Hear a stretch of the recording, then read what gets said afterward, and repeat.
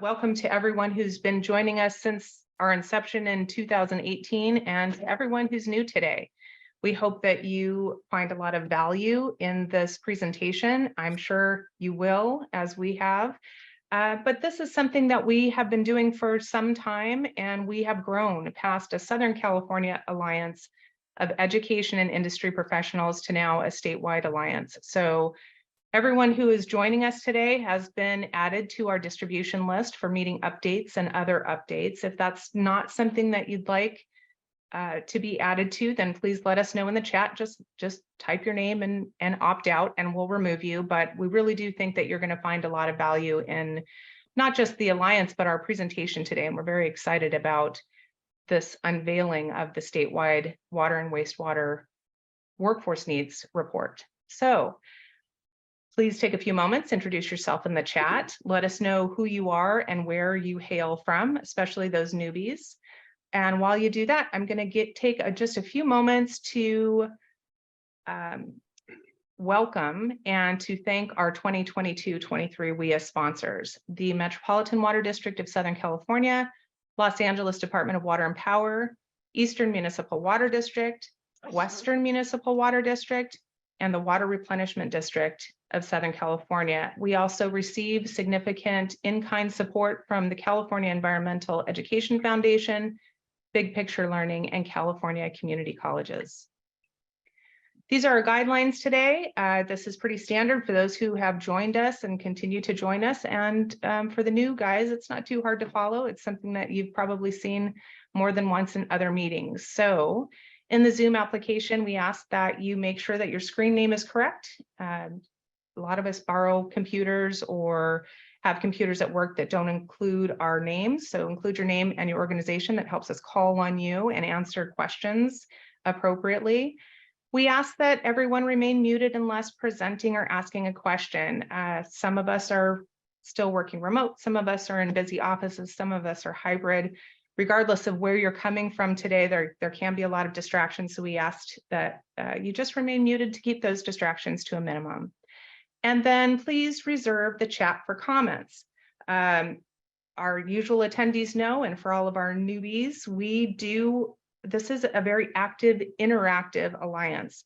So we encourage comments in the chat. We encourage you to interact with each other while a presentation is going on. If you have a specific comment or you can help answer a question from another attendee, please take a moment to type that in the chat. The chat gets very active, and that's how we prefer it. We'll never host these meetings as a webinar because we want to hear from everybody.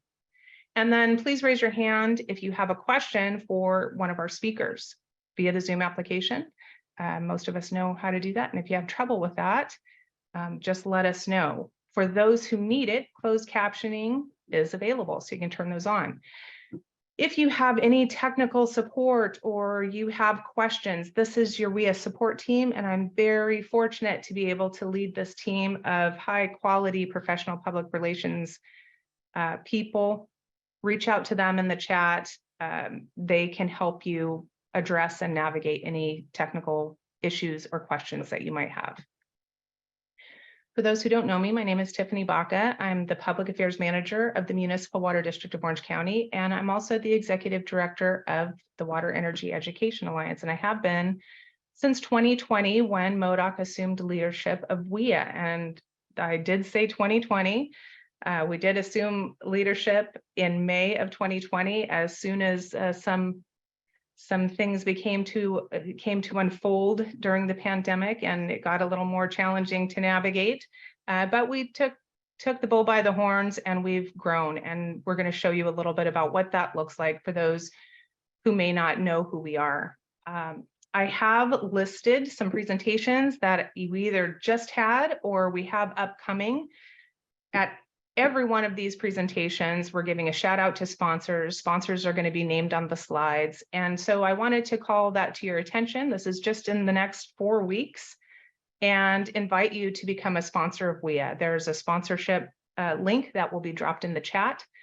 And this is an opportunity for you to show support of WEEA and then be recognized for that at in a variety of different ways, including some of our publications. We have a news release going out today, and we always do generously support our sponsors because they support us. This is what our agenda looks like today. We'll do good news and announcements shortly. We always have a good news and announcements segment because we want to make sure that all of our members have a chance to share some of the good work that they've been doing. We have our presentation at 9:30, Q&A at 10:15. We'll take a 10-minute break at 10:45. And then we're going to break out into breakout groups. We had 129 people register, 123 people register for this meeting. So we try and keep those breakout groups small. I've reached out to some folks and asked if they would lead those discussions, and we're going to call on volunteers for note takers because we have more breakout rooms than we typically do. At 11:45, we'll have an open mic share out. So if there's something that specifically struck you during the breakout groups and you'd like to share that, we invite you to do so during open mic. And then we'll close at 10 and once again acknowledge our sponsors. This is I've had to do a lot of research and gather a lot of data and metrics, and it's not going to be the same for all of the presentations because we have different audience groups who care about different things. But for this particular group, we wanted to kind of give you an overview of who we are and where we've come since 2020. Couple of things I'm really excited about. We've hosted 12 leadership roundtable meetings. This is our 12th. We have 5 sponsors and we have 3 in-kind sponsors right now, and all of them contribute to our success. As of yesterday afternoon, we have had 175 plus organizations that have participated in one way or another, which is a 415% increase over 2020. And what's become clear to us is that people care about this and they want to be a part of it. One of the things I'm most excited about, I think, is when we took a look at who actually is attending. We're equally divided between industry and education. We have some other folks who are interested in what we're doing and to help them support their work. But I think what's striking is that I'm sure education feels the same way, but industry has been talking since I first put a foot on MODOC soil, that industry talks to each other. We have our very own acronyms, we have our very own way of doing things, and we write for each other and we build our websites for each other. And what's so significant about this is that we have now found common ground with another very powerful force that's going to help us solve our workforce problems, and we are equally divided. So I'm very, very proud of that in 3 years we've been able to grow to that really sweet spot where we're going to be able to accomplish a lot together. I've included some participation, typical participants, like what the breakdown is of them, although everyone is welcome. Prior to 2020, I had one WEEA leadership roundtable meeting and communicators just really weren't part of the conversation. Human resources people were part of the conversation, hiring managers, and I happened to be a hiring manager, so that worked. We were doing some significant work in education, so myself and Sarah Wilson joined one of the WEEA meetings. And again, over the last couple of years, it's become really clear that we need our communicators for this. We're very good at bringing people together. We're very good at communicating ideas and solving problems. So I'm excited that you're going to see a little bit of that in the report, and just another way for us to come together. We're going to jump into our good news and announcements segment. I just want to say that we want to stay on time with this one specifically because we want to have time for breakouts. Sometimes these meetings go over, our presentations go over, and we'll skip the breakouts. But for this particular meeting, I really want to get together and get everyone's input. So good news and announcements. I have a couple of people who have reached out and said that they'd like to share something. So, okay, how about Emily? Emily Courtney, are you here? Yes, good morning. Thank you, Tiffany. Absolutely. Tiffany served for a long time on our California Environmental Literacy Green Career Innovation Hub. Thank you so much, Tiffany, for your service and for letting me share out today about the project. Together, the California Environmental Literacy Initiative with 10 strands is working on developing a California roadmap to a green economy, along with Adrian. Lovely to see you here this morning, Adrian. We know that there's an incredible influx of dollars coming in right now at the federal and state level that will drive demand for green careers. And some of these are green careers that are wholly new careers. Many of them are existing careers where additional green skills training is needed. And then there are existing careers where there'll be a huge increase in demand for occupations like mechanical or electrical engineering, for example. Right now, we're at the stage of interviewing and surveying folks in the education system. So that's what you'll see here is a link on the education side of the house, administrator at any level of the education system. We would love to learn about the great work that you're already doing and love to learn about how this roadmap can be of service to you. So please take 5 to 10 minutes out of your day today, fill out this survey. Thank you in advance. And thanks, Tiffany, for the time. No problem, Emily. If you'd like to drop that link in the chat, that's fine. This is a great opportunity for me to let everybody know that to answer your question, all of these materials will be shared with everyone who is attending today, actually everyone who registered. All the links, the chat activity, the presentation, we're recording it, and you'll have access to the final report that we'll be talking about shortly. So if there's anything that you'd like to share, all attendees will get a copy of all of this, so you don't have to frantically write things down.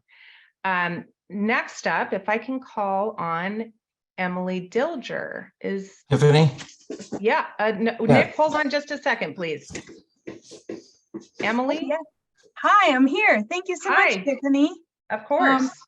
Yeah, so I had asked Tiffany if I could give a little shout out. We're doing a really awesome webinar upcoming. We have, I should say, I work at Ignited, a nonprofit in the Bay Area. We do teacher professional development. We've worked a lot with water and wastewater organizations. We have a grant from the Office of Naval Research to do teacher education around cybersecurity. And we are hosting a webinar coming up soon where we're featuring water and power, the cybersecurity of water and power. So I think it's going to be really exciting, really fun. It's open for all. We're really tailoring the event specifically for educators. I'll drop a link in the chat for you to register. It's April 11th at 5 p.m. Pacific. Thank you so much, Tiffany. Thanks, Emily. Okay, next up, Nick, you have 3 minutes. All right. Thank you, Tiffany. Appreciate the time. Ladies and gentlemen, all the WEEA people, I put a link in the chat for those who are professional water folks who have an interest in sharing their expertise in the classroom, part-time or full-time. So if you're currently working in the water industry and you'd like to obtain your CTE, Career and Technical Education credential, to possibly share your expertise with high school kids, high school students, there's a process, and the Orange County Department of Education has a wonderful link. I've put that in the chat, and I'm pleased to announce that I just recently obtained my CTE credential. So I'm looking for a position to teach water preparation, water career preparation classes to high school kids. So I'll be reaching out to some of the schools and educators. But the important thing is that our current water professionals and even those that are retired can obtain this credential and use their expertise and share it instead of just letting it go to waste. So if you're currently working in the field and you work maybe the night shift and you want to teach part-time or something, that's a wonderful way to do this, or just teach part-time or online. However, you could work it into your schedule. And then those who are recently retired or are retired, you can go through and obtain your credential. All you need is 3 years of work experience, and there's a few other requirements, but the link is there. So go to the chat, and my phone number is in there. If you have any questions, feel free to call me. I want to thank Tiffany and WEEA and everyone, MODOC, and all the water districts for putting this together. It's wonderful. Thank you. Thank you, Nick. Now, I thought I saw another hand. Ginger, did you have something to share? You did, actually. I was just going to recognize Metropolitan Water and West Basin Water for working with us to place interns from Narbonne High School and Carson High School in cybersecurity. And it's something that we're really excited to be working with. And I just wanted to give a shout out to them and say thank you for helping our next generation of talent get connected to important opportunities with your agencies. So appreciate you very much. Very nice, Ginger. Thank you for that. Walter.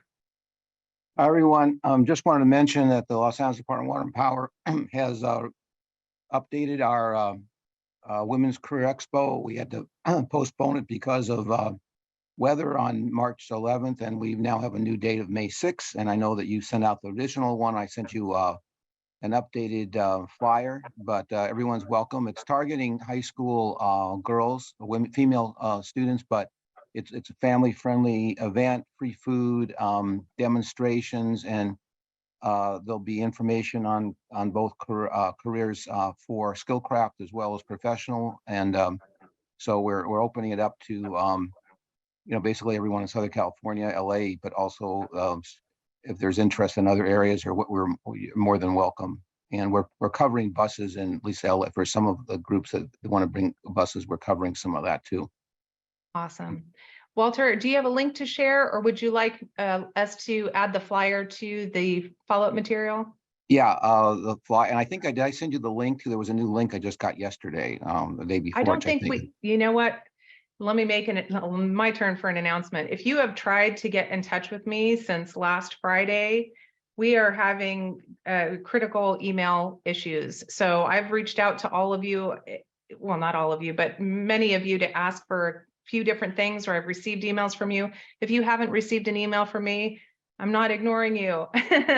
You're either going to get a flood of emails from me, or they're going to be emails that are strange. So I apologize, Walter, if you've sent me anything that I haven't received. Can you do me a favor and shoot it over to my team at Public Affairs at MODOC and see if that gets through? Okay. There's Public I Affairs think at least MODOC. one of our crew is getting emails. Okay. And Public Affairs Public Affairs at MWOC.com. Yes, sir. That's it. Okay. All right. Okay. Thank you. Dale. Yeah, just a quick announcement. Ginger's so quick, she beat me to it, but just wanted to introduce her as our new CEO for Tomorrow's Talent. Super excited to have her as part of our team. Super excited about the progress in the relationship with Metropolitan Water District and so many others of you in this space. Grateful for what you're doing and looking forward to the impact we're all going to have working on this collectively to impact our youth. So thanks so much. Thank you, Dale. Appreciate that. Anyone else? We have time for one more. If anyone has anything to share, a good news or announcement, otherwise we'll move on. Okay. Tiffany? Yes, is that Nick?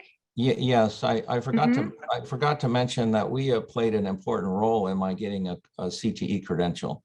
The connections and the ability to utilize the WEEA just played an important role in helping to facilitate that through the letter of support I received from the former mayor of Santa Ana. So I want to, WEEA played a big role in my documenting my role in wanting to get this credential. Thank you. Thank you, Nick, for that. And you actually brought up a good point, because we've been talking about for a while, can meetings, especially in this virtual space or online space, can meetings like we account towards some of the 1,000 hours that you need to be credentialed? And in Nick's case, it did.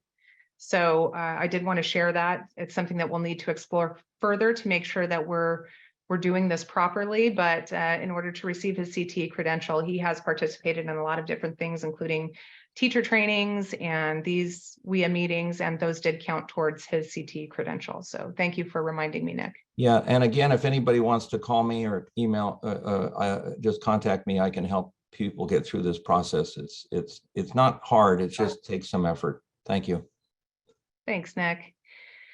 So we have our icebreaker question. And when I was thinking about all of the new people and all of the excitement surrounding this report. And I think there's a reason for that. But we've been talking a lot about a lot of different issues that we think we're having in industry, and also on the education side. That's one of the reasons, this is actually the whole reason that WEEA exists, because we're trying to figure out how we can do this best and address all of the issues that we think we're having with our workforce.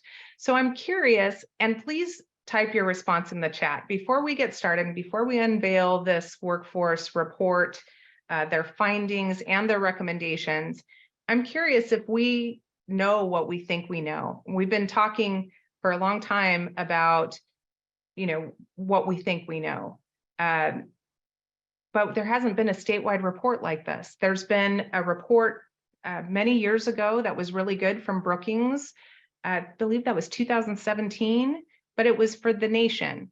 And individual pockets across the state have done similar reports. So we've had some work done in the Bay Area, we've had some work done in the Inland Empire, and some in San Diego. But for the rest of us, we've either been relying on those reports to support the work that we're doing, or to make broad statements about who we are as industry and what our workforce needs are. So take just a few minutes and let us know what you think the report findings will be. There are some areas where we continually talk about and talk in, and that could be diversity, that could be our looming retirements, that could be our recruitment practices, and it could be lack of awareness, or we think we're doing a great job. So go ahead and type in the chat what you think our report findings will be.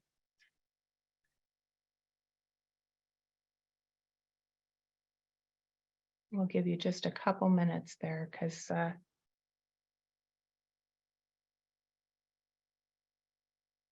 John Caffrey, awareness of water careers, DE&I lags in water industry in our pipeline is not broad enough to attract potential candidates of color, from Jennifer.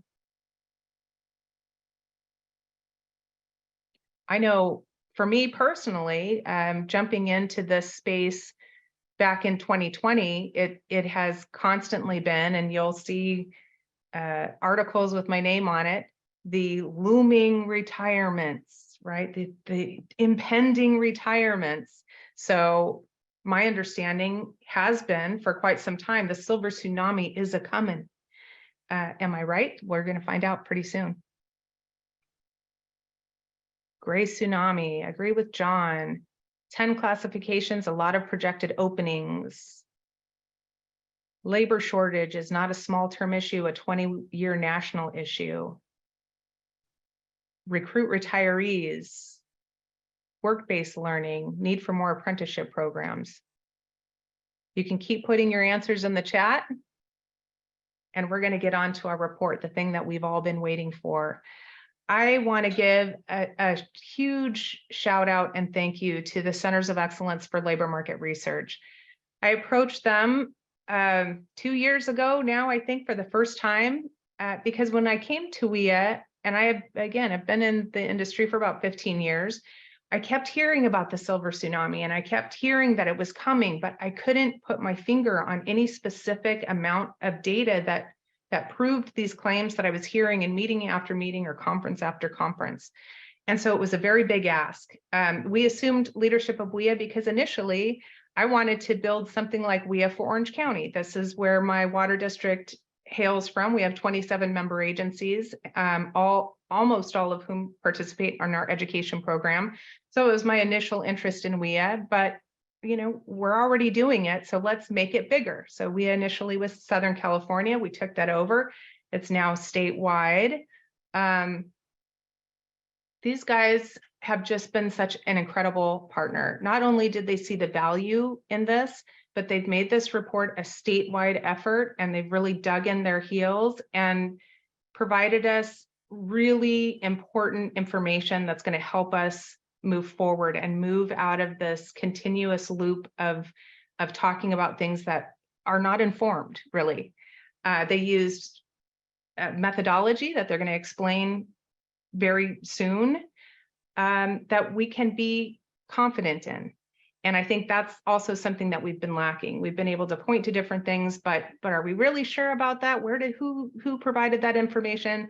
This is a well-respected labor market research team, and they've just done a phenomenal job. So the other thing I'm very happy about is this report is unveiled for the first time for this group. It has been posted nowhere else.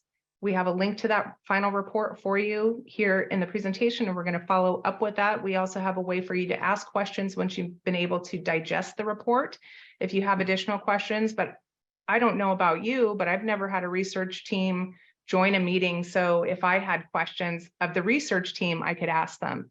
So I am very grateful for the Centers of Excellence for Labor Market Research for all that you've done these past 15 months and for making WEEA a part of the unveiling. We're just thrilled beyond belief. So I'd like to introduce Jessie Crete, who can introduce her team and then begin our presentation. Thank you, Tiffany. It's been a pleasure. As Tiffany mentioned, I'm Dr. Jessie Crete. I am the director for the Orange County Center of Excellence, and we are hosted at Rancho Santiago Community College District. So we're super excited to be here. My colleague, Assistant Director Jacob Poor, he and I had the pleasure of co-leading this this report along with our San Diego Imperial County Center of Excellence colleagues. John Edwards is the research analyst, and he is also on the team today. The esteemed Dr. Tina No Bartel, for the director of the San Diego Imperial COE, is on vacation in Vietnam, so she's not here with us today. But we do have Laura Coleman, our statewide COE director as well.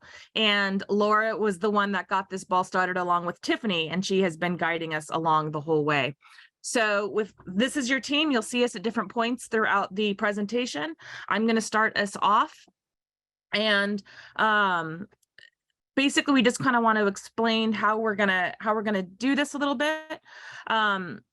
I will go through and talk a little bit about the presentation, the report and the introduction, get that started, pass it on to Jacob to talk to you about the labor market analysis.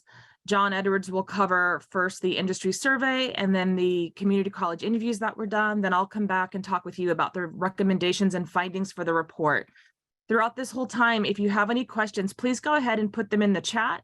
Laura Coleman's going to be taking all those and cataloging and organizing them for us, and then we'll have a Q&A at the end. If for any reason we can't get to all your questions, we'll make sure to try to get back to you via the documentation that Tiffany referred to earlier. So with that, we are super excited to present to you the first statewide California workforce needs in the water wastewater industry report. John, go ahead and go to the next slide.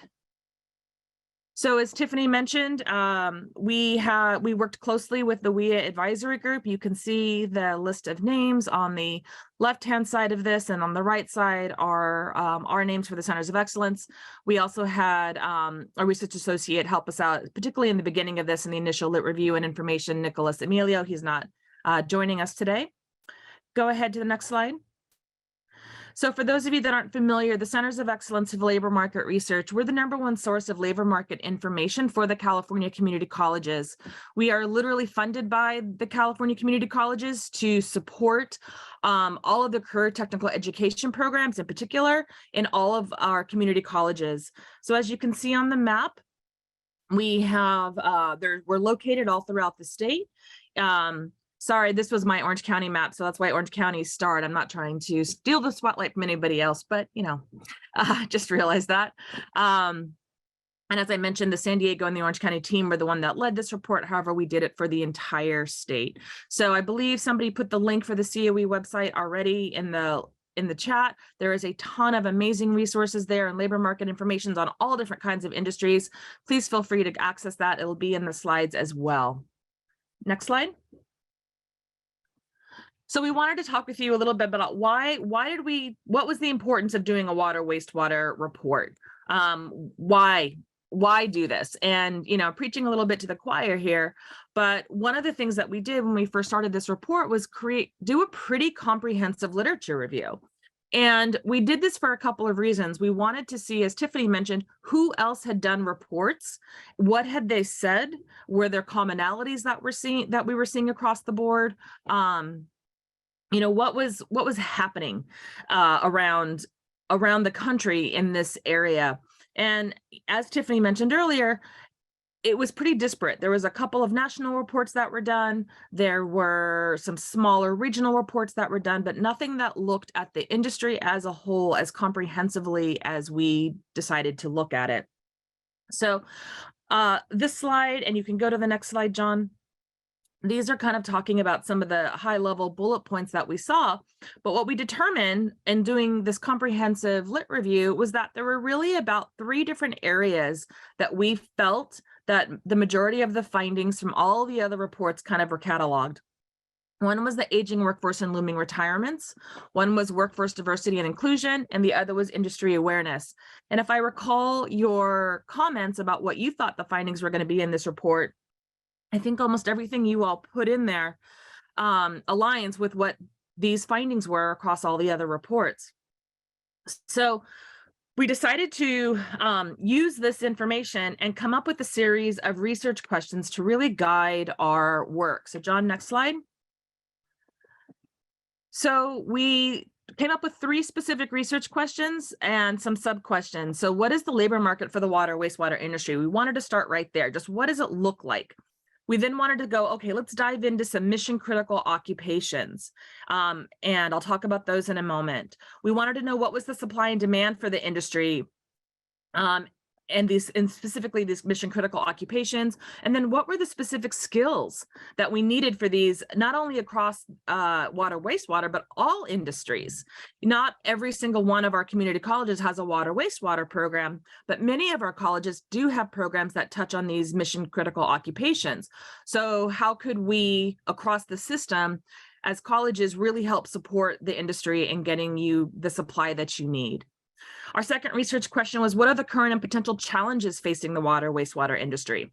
So we wanted to know, well, what were the methods that are typically used to hire people and recruit folks? We were hearing that that was a challenge.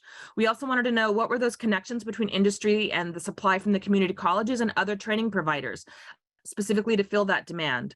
So keep in mind, just one more time, we as COE are the community college researchers. So that's going to be the main focus, although we did look at other non-community college entities in this report. And then finally, how is the industry, mitigating these challenges? So how have they how have they addressed things like the retiring workforce, and how can the community colleges support these efforts? As Tiffany mentioned, in addition to what she and her group in the industry are going to be doing with presentations, we're also going to be doing a lot of this information with our community colleges. There's many of them here. I was excited to see my Santiago Canyon College colleagues on here, our chancellor, many other folks throughout the state. But how can we support what you're doing? So there'll be additional presentations that we'll be doing with Tiffany as well to kind of continue this conversation as we move forward. Next slide. So we needed to define the water wastewater industry. And so to do that, we looked at the North American Industry Classification System, or what's called NAICS codes. So you can see all the different codes listed here that we included. This work, as well as our research questions, this was done with the advice of our the industry advisory group that you saw earlier in the slide, as well as when we selected the occupations. We also ran this information by this group, the Leadership Council. Actually, it was March of last year, to confirm that what we were doing was on the right track.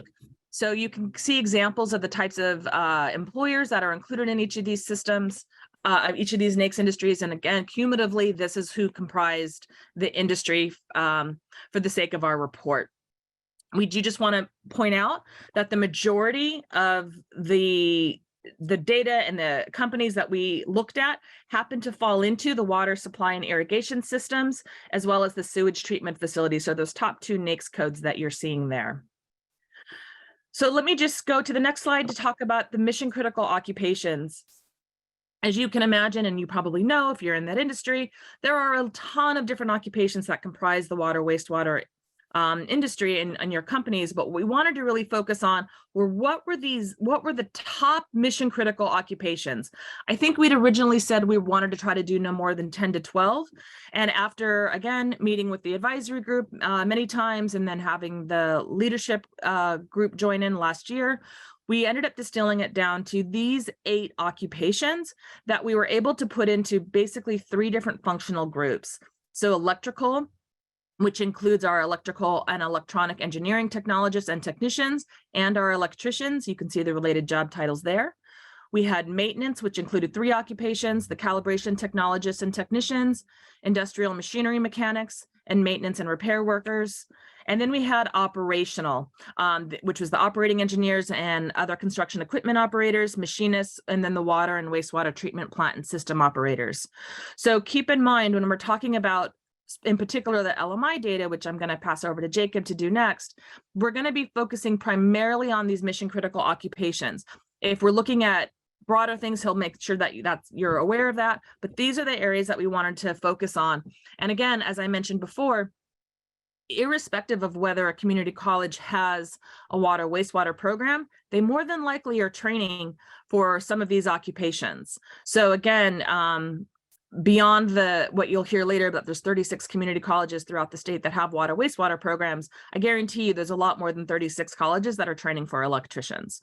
So this really is something that can apply to many, many folks in addition to just our water wastewater programs. So that's the setup. We're going to go into our secondary research, which is Jacob and the labor market analysis, and then John will take that over afterwards with our primary research. Perfect. Thank you, Jesse. So as Jesse mentioned, I am going to be going over the labor market analysis, the secondary research we did for the water wastewater industry as a whole, as well as these mission critical occupations. So what you see on this slide is both the literal and figurative big picture of what we were looking at demand and supply wise for those mission critical occupations that were on the previous slide. Looking at the total demand for these mission critical occupations across all industries, not just water wastewater, you can see that there are about 37,400 annual job openings, or what we call demand, for these mission critical occupations. And about 12%, or about 4,400 of those openings, are projected to be within the water wastewater industry for these mission critical occupations. The yellow circle that you see in the middle is the total supply for the mission critical occupations. As Jesse noted in her remarks on the previous slide, the community colleges train for these mission critical occupations, and they're all not necessarily just restricted to the water wastewater industry. So the supply from both our community colleges and our non-community colleges can be attributed to both the total demand across all industries, as well as specifically the water wastewater industry. So what we're seeing here is that there is significant demand and not enough supply to meet that demand. Next slide, John. Looking at the industry as a whole, we want to take a holistic view and a long-term view of what employment in this industry has looked like from 2006 and what's projected to go through 2026. So as you can see, from 2006 up to about 2008, industry employment was on the rise for water wastewater.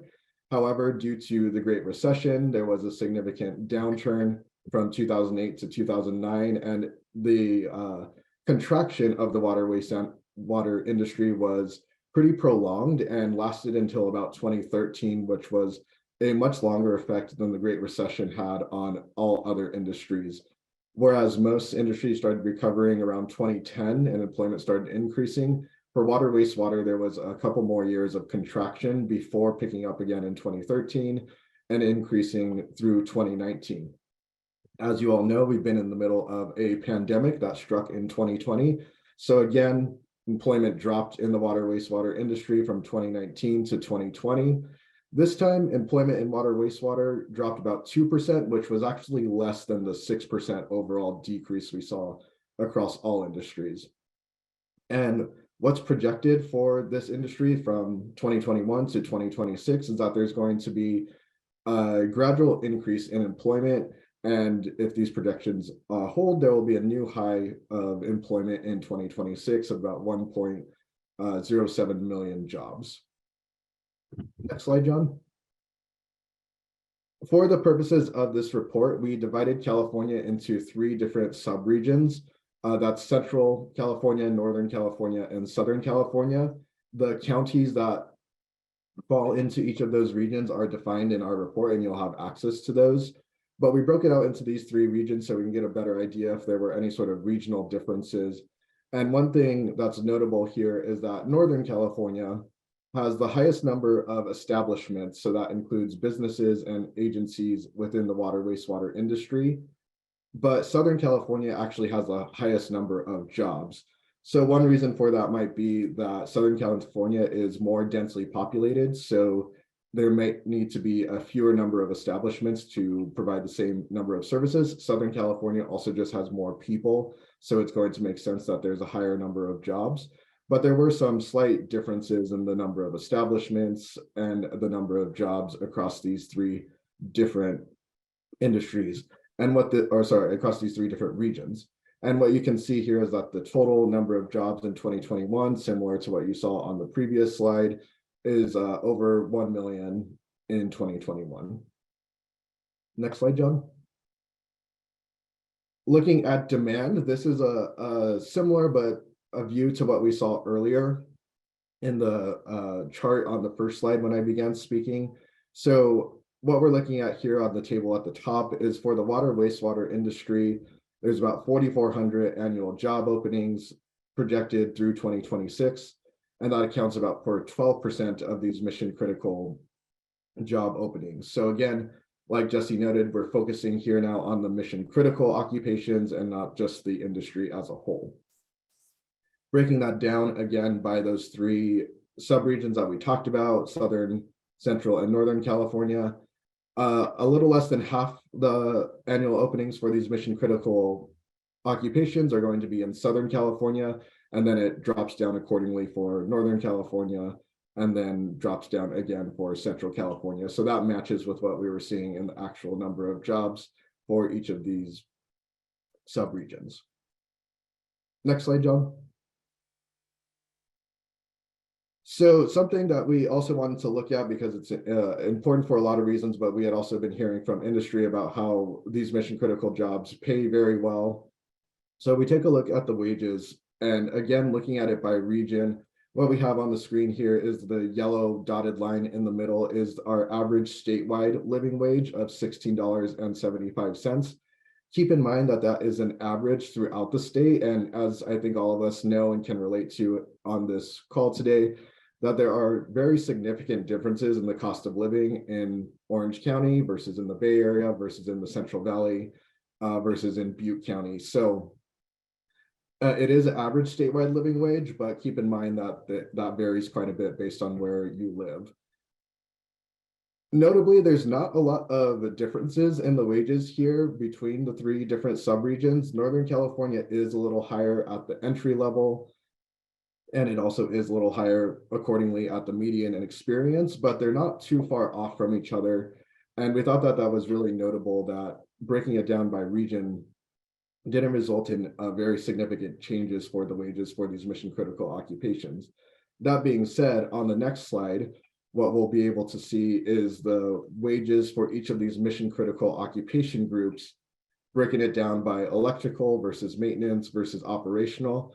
And this is where we see quite a bit of variation in the wages depending on the type of job that a person is employed in. So the lowest wages here are for the maintenance group of occupations, starting at $17.91 per hour for the entry-level hourly earnings. That is still above the statewide living wage, but not as far above it as the electrical and operational group. And something else that's kind of interesting on this slide is that even though electrical at the entry level starts somewhere in the middle of the other 2 groups, it actually has the longest term earnings potential because it has the highest experience hourly earnings. So what we're going to see on the next slide is looking at these mission critical occupations individually rather than as a group, and you'll be able to get a better understanding of those variations. At the top, maintenance and repair workers general, that actually pays the lowest. It has the lowest entry-level hourly earnings of all mission critical occupations that we looked at for this report. starting at $17.67 per hour. But you can see that entry-level hourly earnings continue to increase as you go down the list here. And the occupation with the highest is actually water and wastewater treatment plant and system operators. Something that is notable here is that if you look at the occupations by themselves, maintenance and repair workers, that's also the largest of these occupations. So that's why some of that average is going to be pulled down a little bit for that occupation. Whereas a lot of those in the operational area, like operating engineers and like water and wastewater treatment plant and system operators, have the highest wages. So that's why the operational group has the highest wages. Again, interestingly here, electrician starts a little lower than a lot of the other occupations, but has a very good long-term earnings potential at the experience level. Next slide, John. So something else that we wanted to consider was the educational attainment for the mission critical occupations. For those of you who might not be familiar with what educational attainment means, all it means is that this is the highest level of education obtained by current workers in these occupations. And notably, for every single one of our mission critical occupations, the majority or close to the majority of workers have either completed a high school diploma or less, or some college or associate degree as their highest level of education. And the light blue bar you see on the right side of your screen, that's for bachelor's, graduate, or professional degrees. And that's a really, really small percentage for each of these occupations of workers in the field that hold that level of education. So these are really good paying jobs, as we saw in the last section, that typically don't require more than a community college education, which again, as Jesse noted earlier on in the presentation, provides a really good opportunity for our community colleges and for students going through community college programs to enter these programs, especially with a career education at one of our community colleges. So to kind of quickly summarize what I've talked about up to this point is that we see significant demand for these mission critical occupations. About 12% of that demand is within the water wastewater industry. And these occupations typically pay well above the statewide living wage and don't require too much education, especially when compared to some other occupations. So with that, I'll go to the next slide, and we're going to shift gears a little bit and not look at the traditional labor market information that we've been talking about. And now we're going to talk about real-time labor market information, as we call it, or an analysis of online job postings. So for this section, we did 3 different types of searches for online job postings. One, we just wanted to look at all job postings in California to help contextualize how many of these jobs are falling within the water wastewater industry.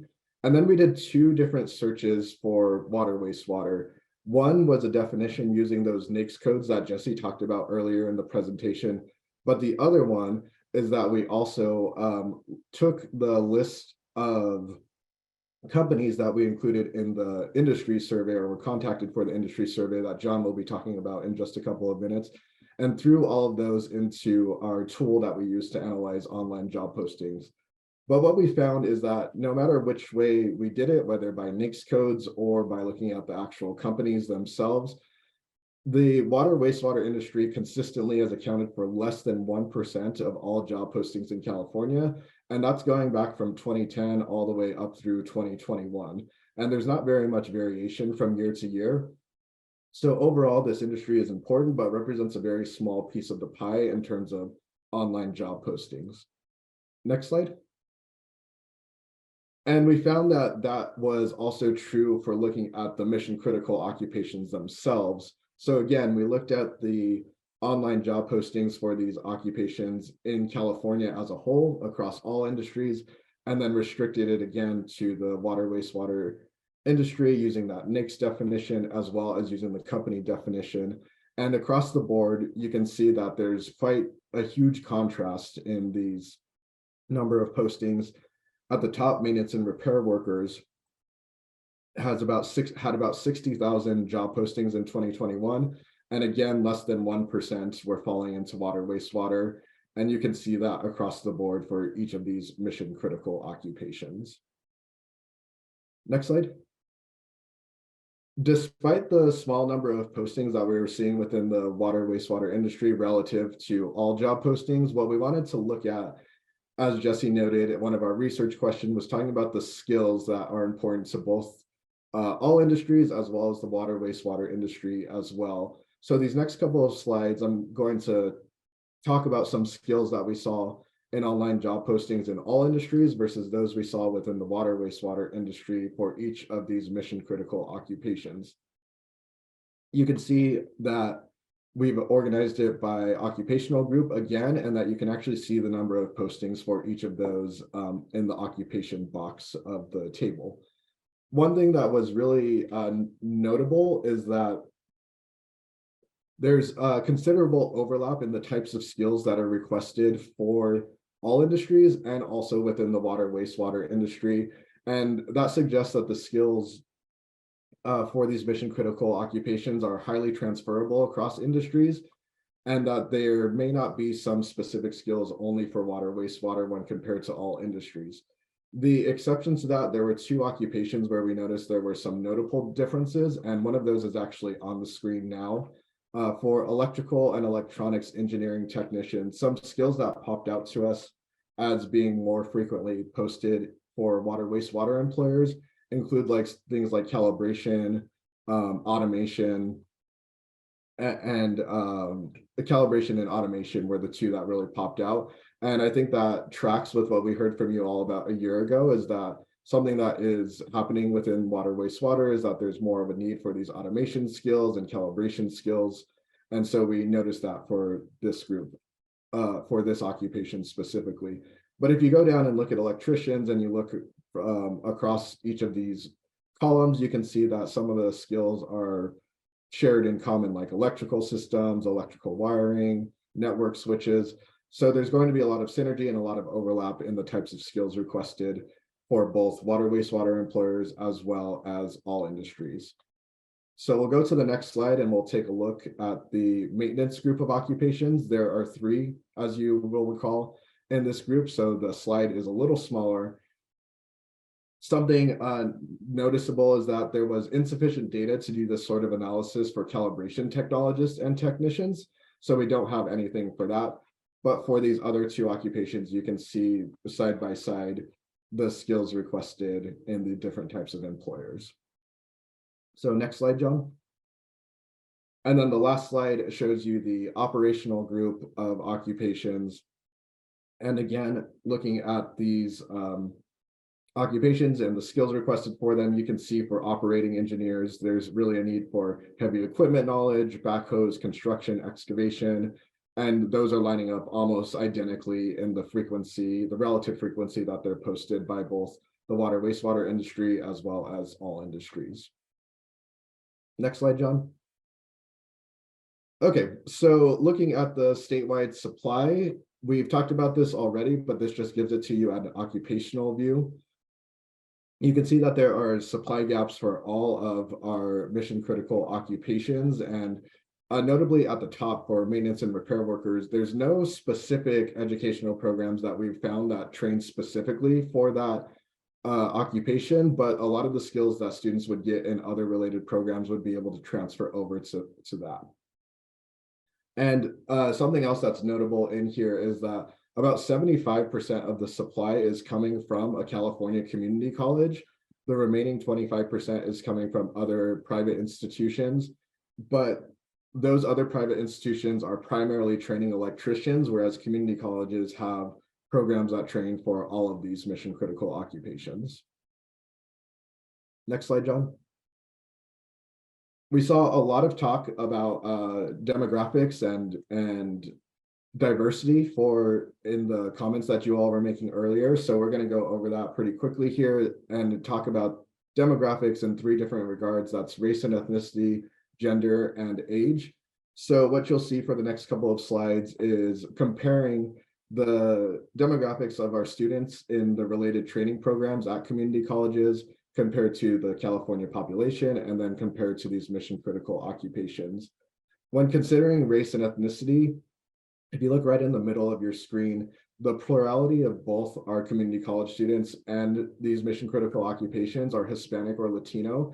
That's a little higher than the California population, but the next highest percentage for both of them is for white students and white workers. That's again, there's a little bit higher of number or percentage of white workers in these mission critical occupations than the population. That's pretty on par, but there's significantly fewer white students enrolled in our community college programs.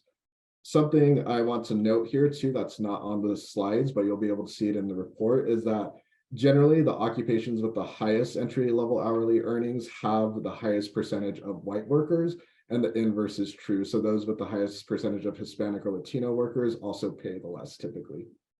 Next slide, John.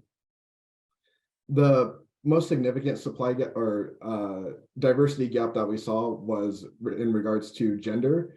So the California population split largely 50-50, whereas the overwhelming majority of these mission critical occupations include male workers and male students in related programs. Next slide, John. And there's been a lot of talk about age and an aging workforce. As you can see here, about 37% of workers in these mission critical occupations are age 50 and older, which is significantly higher than our community college population, but not all that different from the California population and the labor force as a whole, or the workforce as a whole. Conversely, about 75% of community college students in related training programs are 34 or younger. So there is a good opportunity to get younger workers in because there's already an existing pipeline within our community colleges for that. Next slide, John. So to wrap up and give you a brief summary of the mission critical demographics, there you can see there's general alignment between these mission critical occupations and the California population when considering race and ethnicity. That said, there is some variation in the types of jobs and how those jobs are paid. So white workers are generally in the higher paying jobs. Hispanic or Latino workers are generally in the lower paying jobs. The most significant diversity and equity gap is between women and men, as you saw on the previous slides. And to reiterate, the vast majority of community college students are 34 years old or less, which presents an opportunity for employers to engage or expand their partnerships with our community colleges. So with that, that concludes the labor market analysis section of the presentation, and I'll turn it over to John for the industry survey. Thank you. So touching a little bit on the methodology for the survey. The team compiled a list of keywords related to the industry. So by using targeted or industry-specific keywords, this helped us identify companies or agencies that were relevant to our research, or likely, at least in part, associated with water wastewater services, production, design, etc., with the final result of the survey contact list that we used. We went over 7,000 companies or agencies from the web scrape to around 2,200 after filtering down to those selected NAICS codes that we went over a little while ago for the report and we previously discussed. And after deduplicating companies from other lists, we developed a list of 1635 companies or agencies to survey. Then we added a little bit more contacts from another list or other lists. Thanks to WEEA and partners, they provided close to a dozen contact lists with hundreds of contacts, with a few of those providers listed here.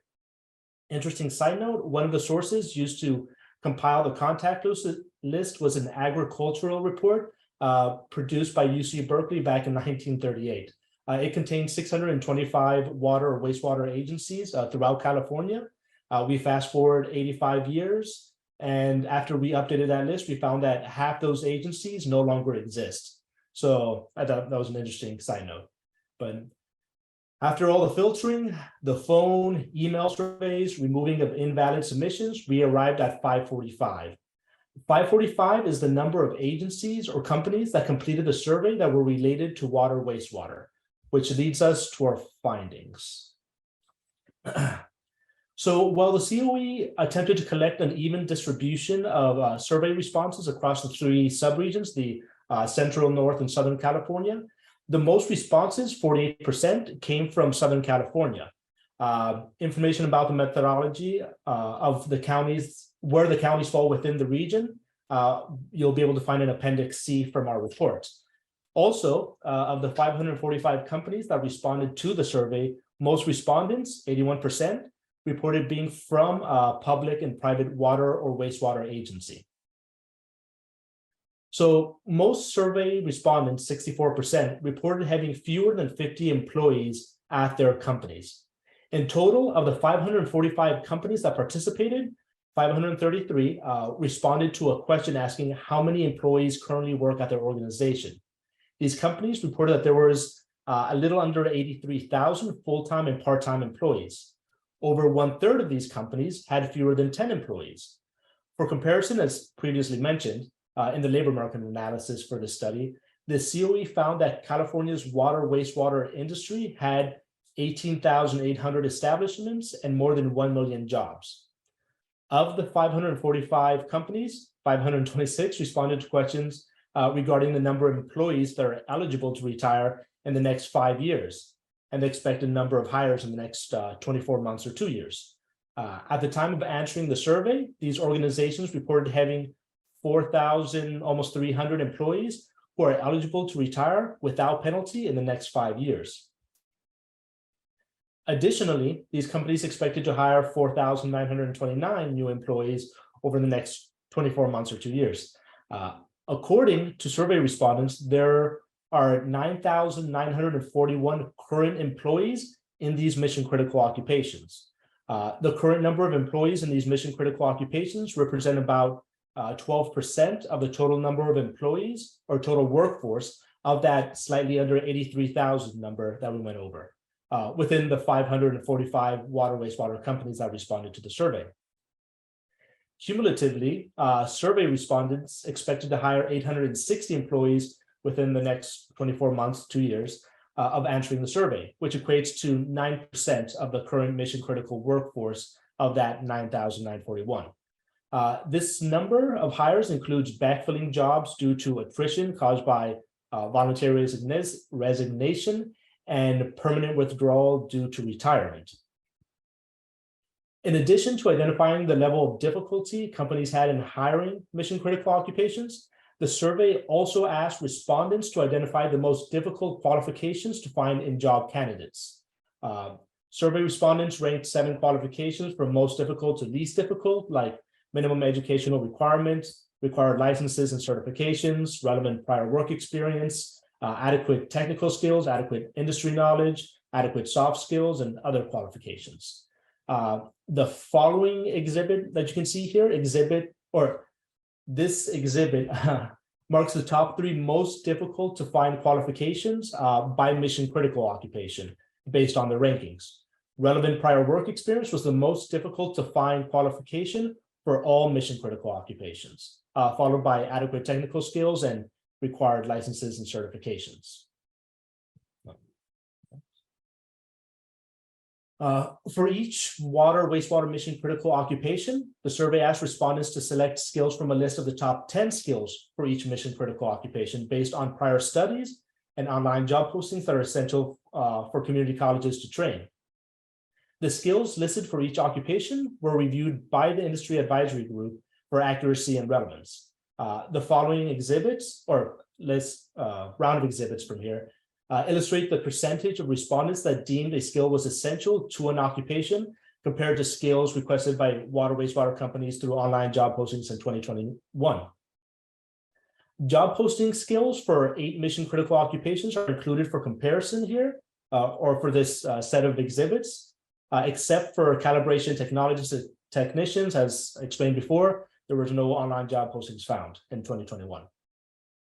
The number of responses to the survey question versus the number of postings varies significantly by occupation. Of the 8 mission critical occupations, 4 had similar number of survey responses and online job postings. The percentage of survey responses and job postings that mentioned each skill is included to normalize for comparison. For example, here, of the 111 respondents that select skills for water and wastewater treatment plant and system operators, 55% selected SCADA as an essential skill. while 38% of online job postings requested SCADA. Though there is some overlap in the skills selected by survey respondents and those requested in online job postings, there are significant differences for those of the mission critical occupations. Additionally, for the skills that were identified by both survey respondents and included in online job postings, there's a misalignment in how frequently each skill is requested. For maintenance and repair workers in general, 77% of the 101 survey respondents selected hand and power tools, which was requested only 35% of the time in online job postings, 21% for power tools and 14% for hand tools. These discrepancies suggest there's a potential misalignment between the types of skills being advertised to job seekers in online job postings compared to those requested by hiring managers in the water wastewater industry. This possible misalignment could impact applicant and resume screening, which could ultimately contribute to the difficulty of hiring qualified candidates. So beyond obtaining labor market information for mission critical occupations to help community colleges with program development, the survey also asked water wastewater companies about entry-level recruitment preferences with current worker training needs, diversity, equity, inclusion, and so forth kind of efforts.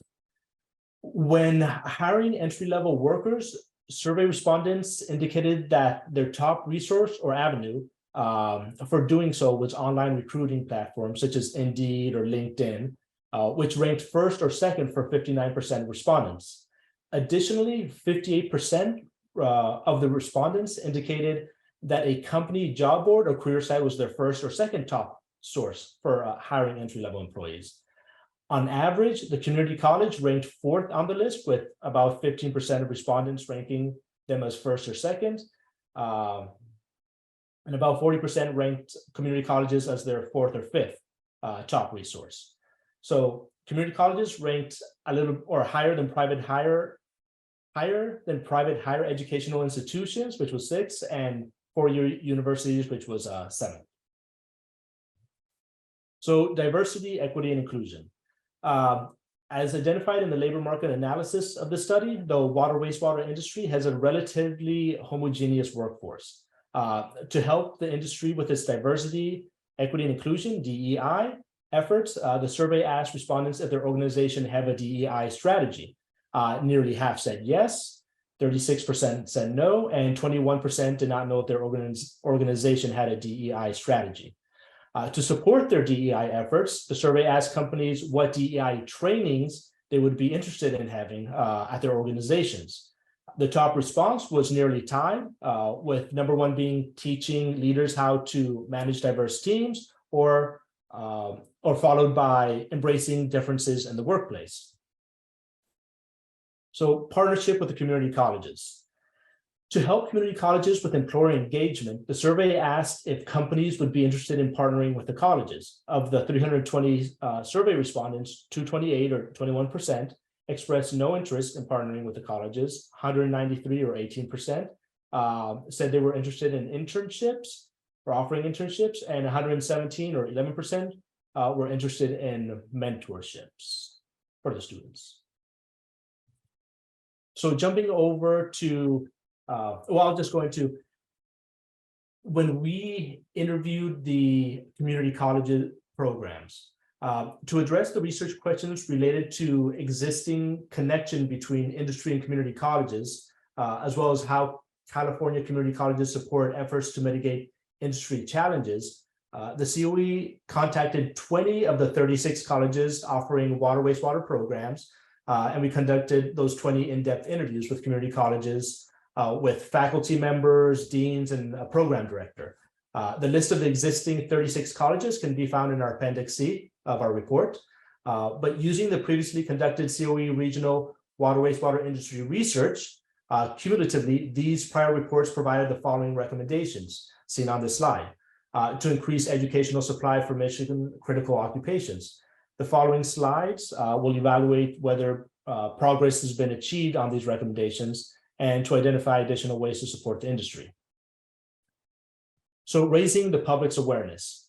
According to interviews with community college training providers, the water wastewater industry and related programs are still confronted with a lack of public awareness. As one participant explained, quote, one of our biggest challenges is awareness. A lot of people just aren't aware of the industry. They're not aware of how rewarding and fulfilling the career pathway in water can be. So that's a big challenge. And this highlights the value and necessity of marketing and outreach in recruiting workers, students for the industry. Interview participants reported that some colleges implement intentional, targeted marketing for water wastewater programs, while others rely kind of on a broad marketing that promotes all programs at the colleges. Interviewees felt that non-targeted approaches were generally ineffective in attempts to increase enrollment of diverse students. And they felt the most effective strategies were those that leverage relationships with businesses and or industry partners.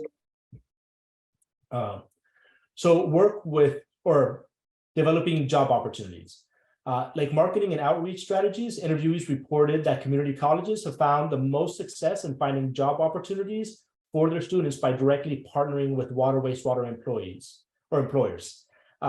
Some colleges offer cooperative work experience in which students receive credit for their work at a company.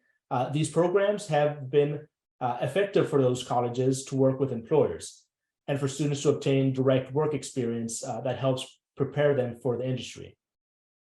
To develop more job opportunities for students, several interview participants shared that they would like to partner with businesses to provide on-the-job training for work-based learning, like internships, which would help students meet the minimum job qualifications for mission-critical occupations. As previously identified in the industry survey, employers reported that a lack of relevant work experience was the most difficult attribute to find in job candidates. So training more students. Training students for water wastewater industry is a priority. Interviewees reported multiple barriers to successfully getting students into and through their water wastewater programs. According to interviewees, many have had or still have trouble expanding their programs. While many water wastewater classes are full and have waitlists, new sections are unable to be added due to the lack of faculty to accommodate waitlisted students. Interviewees reported difficulty attracting potential faculty, primarily because water wastewater jobs pay really well and would require those individuals to take a pay cut to teach. Full-time faculty are especially important because they may not teach, but are responsible for developing program curriculum and maintaining industry connections. And then technology updates. So an advantage of having adjunct faculty that are concurrently employed in industry is that they might be privy to new water wastewater technology and could speak from on-the-job experience, which some interviewees felt was an advantage. Interviewees expressed that the water wastewater technology is constantly changing and evolving, and community colleges must rely on industry experts to establish and maintain competitive programs that are up to date and relevant. To remain current in their curriculum, programs typically rely on advisory boards comprised of industry experts from water districts, utility companies, local government, and so forth. However, while most colleges seem to have well-established boards, 6 programs indicated that they did not have an advisory board, were unaware whether one existed, or were working to establish one.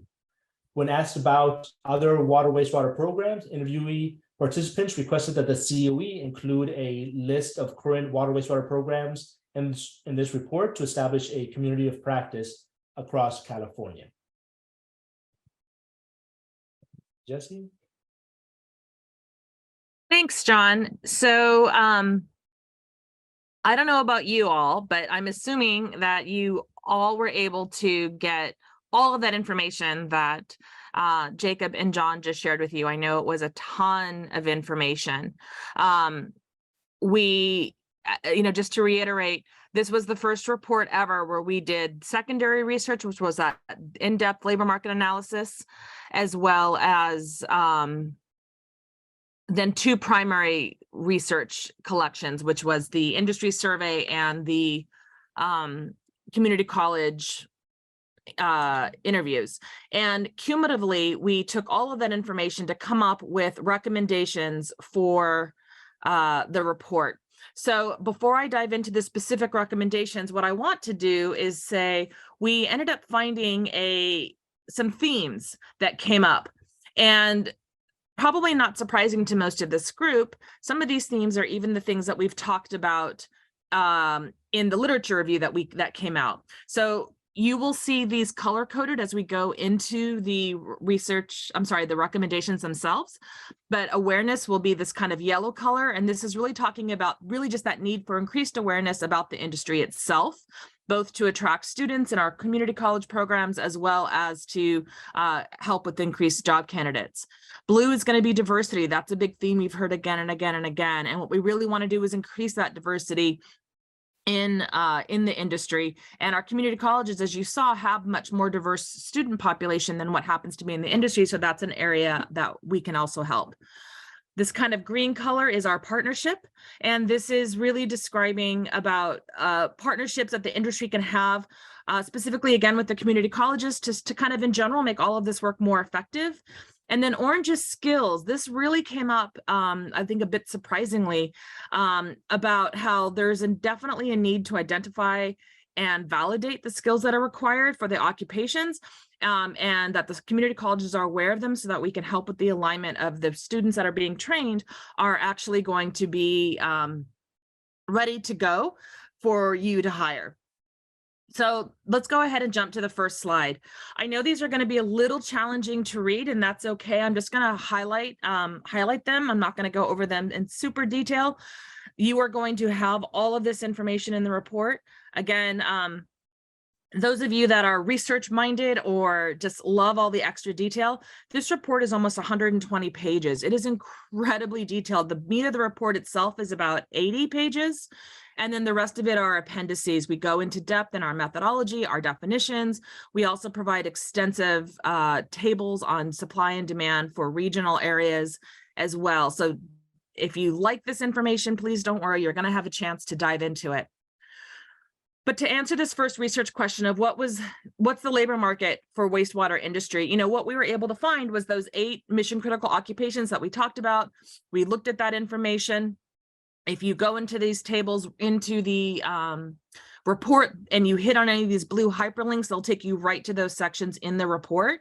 And, and what we really determined, as Jacob announced, was that there's 13% of the water wastewater is accounted for in these 8 occupations alone. So that's pretty high. I'm sorry, I said that wrong.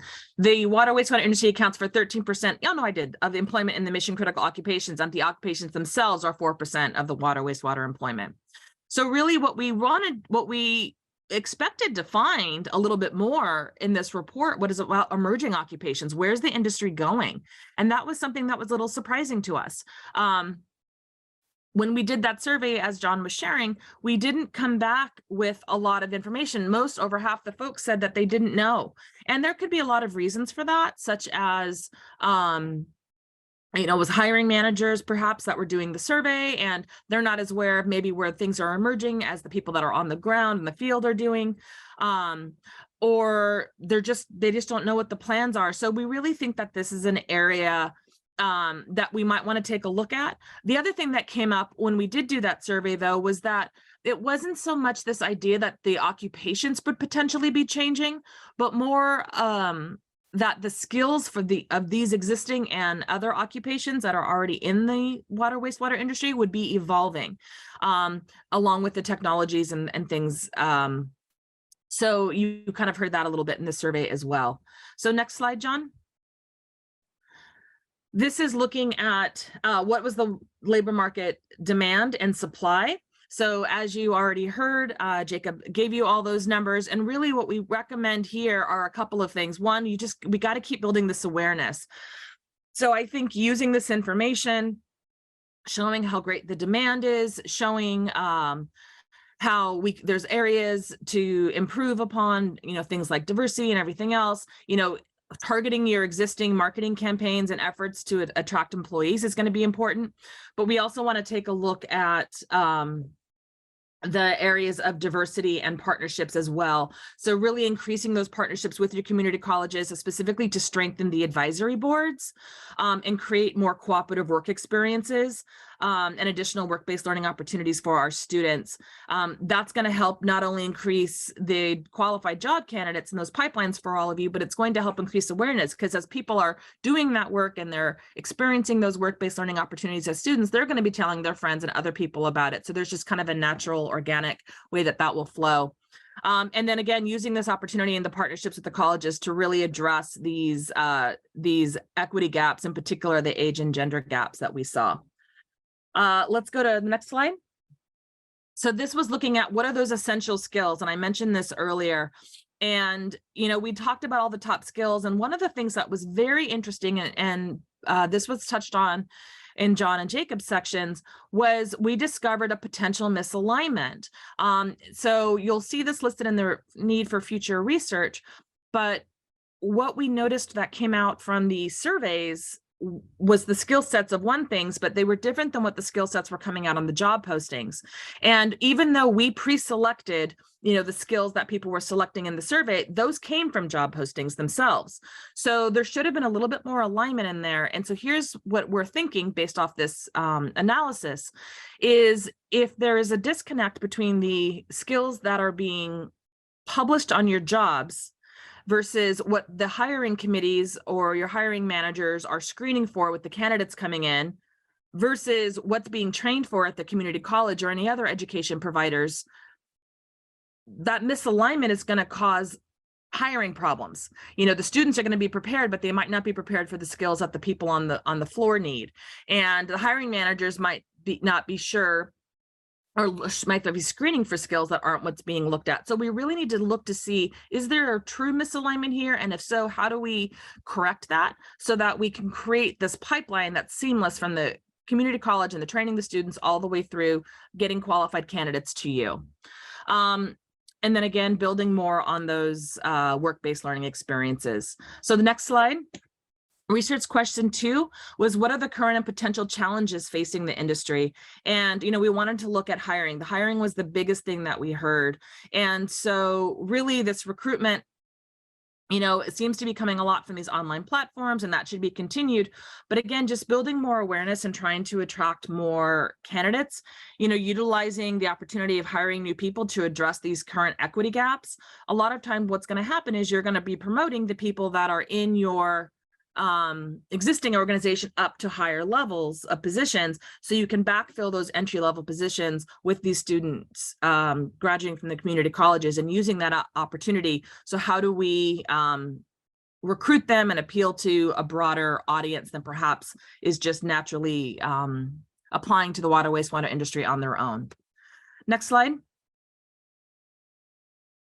So how are these challenges being mitigated again?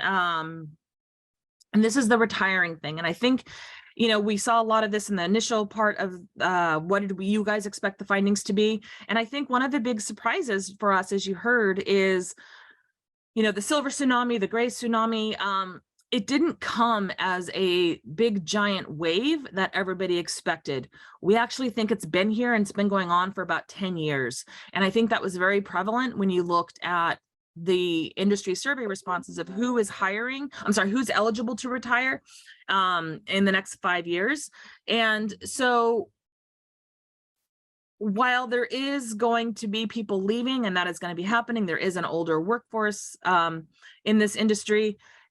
Again, it's that opportunity to kind of backfill, especially those entry-level positions, with a more diverse workforce. John, last recommendations slide. So how can the community colleges support your efforts? And again, we can increase awareness on the community college side, work with those partnerships, strengthen those advisory boards, really want to make sure that what we're training for is really, truly accurately what people are needing on their floor, and really making sure that the community colleges are getting the students are getting the skills that they needed. So really getting that hands-on experience. And I know this was an area that Tiffany talked about a lot. that there are opportunities, there are grants, there are different things that we can build. So we're looking forward to kind of seeing how we can do that alongside of you and using this report to support some of those efforts. John, next slide. So just really briefly, probably not surprising based off the recommendations I just shared with you, but areas for future research. You know, we encourage you as an industry to look at your aging workforce, work with your hiring departments, have them do an analysis of how many people were eligible to retire, let's say over the last 5-10 years, and when did that happen?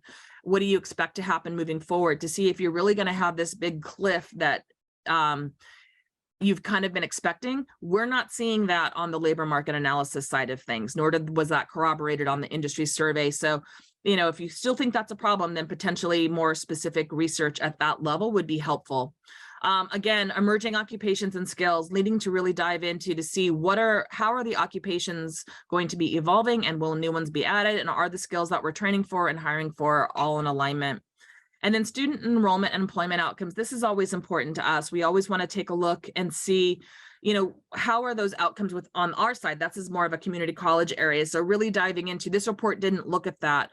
What are the community college students actually making? How many of them are getting employed? What does that look like? How long are they staying there? And so how can we help on our end improve those areas? So really one area really for industry to look at, one area for community colleges, and one area for us to approach together.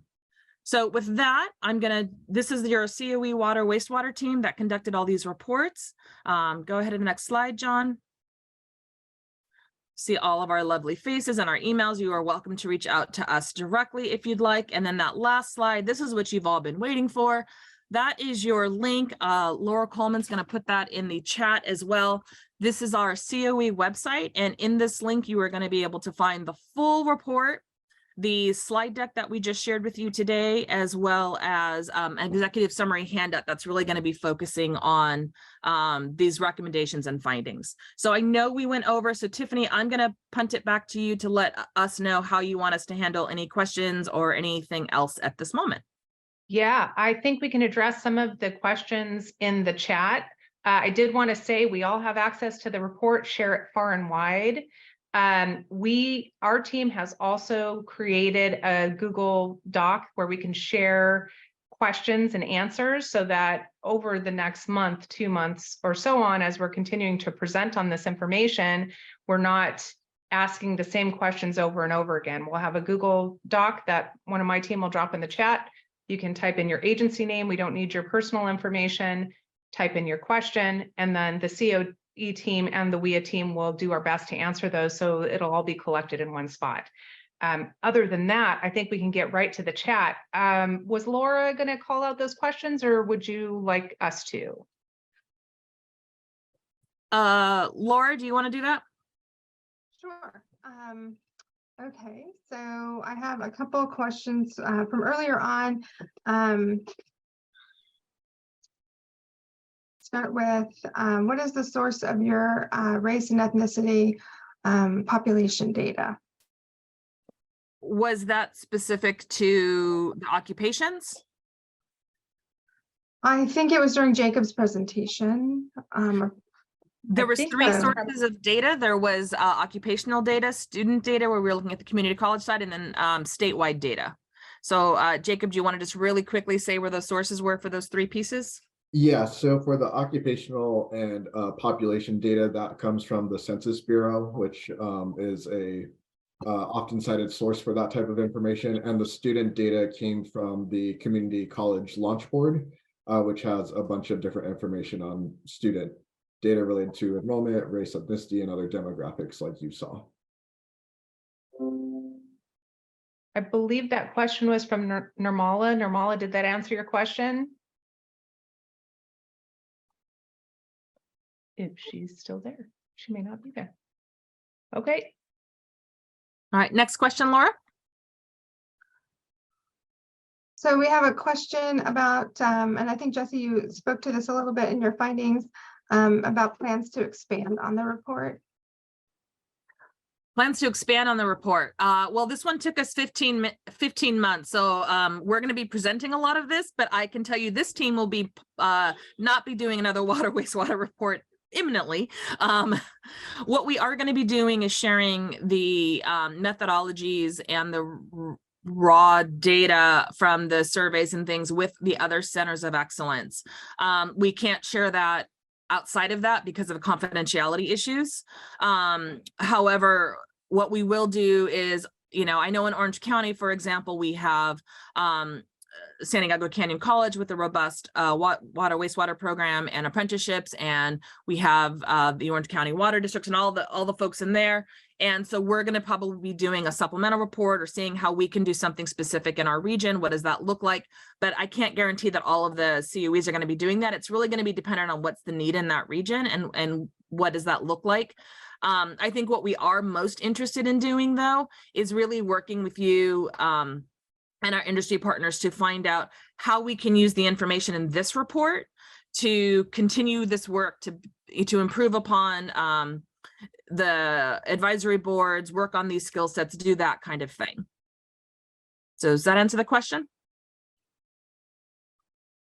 I think so. Okay. Now that we've tackled the questions from the chat, does anyone in the room have questions for this research team? Anything that came as a surprise to you or that you need clarification on? We'll take any of those questions. Okay. Tiffany, I have a quick question. Nicholas Dibbs here. Go ahead.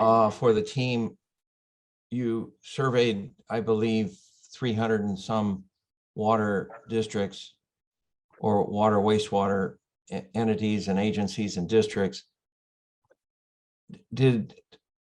Obviously there are more than those, a big number that did not participate. So how representative are you of what's in California as far as the districts that did not participate versus the ones that did? Are we missing anything from the ones that obviously we don't know what we don't know? So how can you address a little bit about who participated versus who did not? Are we missing a chunk of the industry that did not participate? Yeah, I think that's a great question. I will tell you unequivocally that we are incredibly confident in the diversity of the responses that we received. We will not divulge which specific agencies responded versus not, because that would be a breach of confidentiality that we promised, our participants. But I will tell you, and I think it was very obvious when you saw John share his slides as to the breakdown.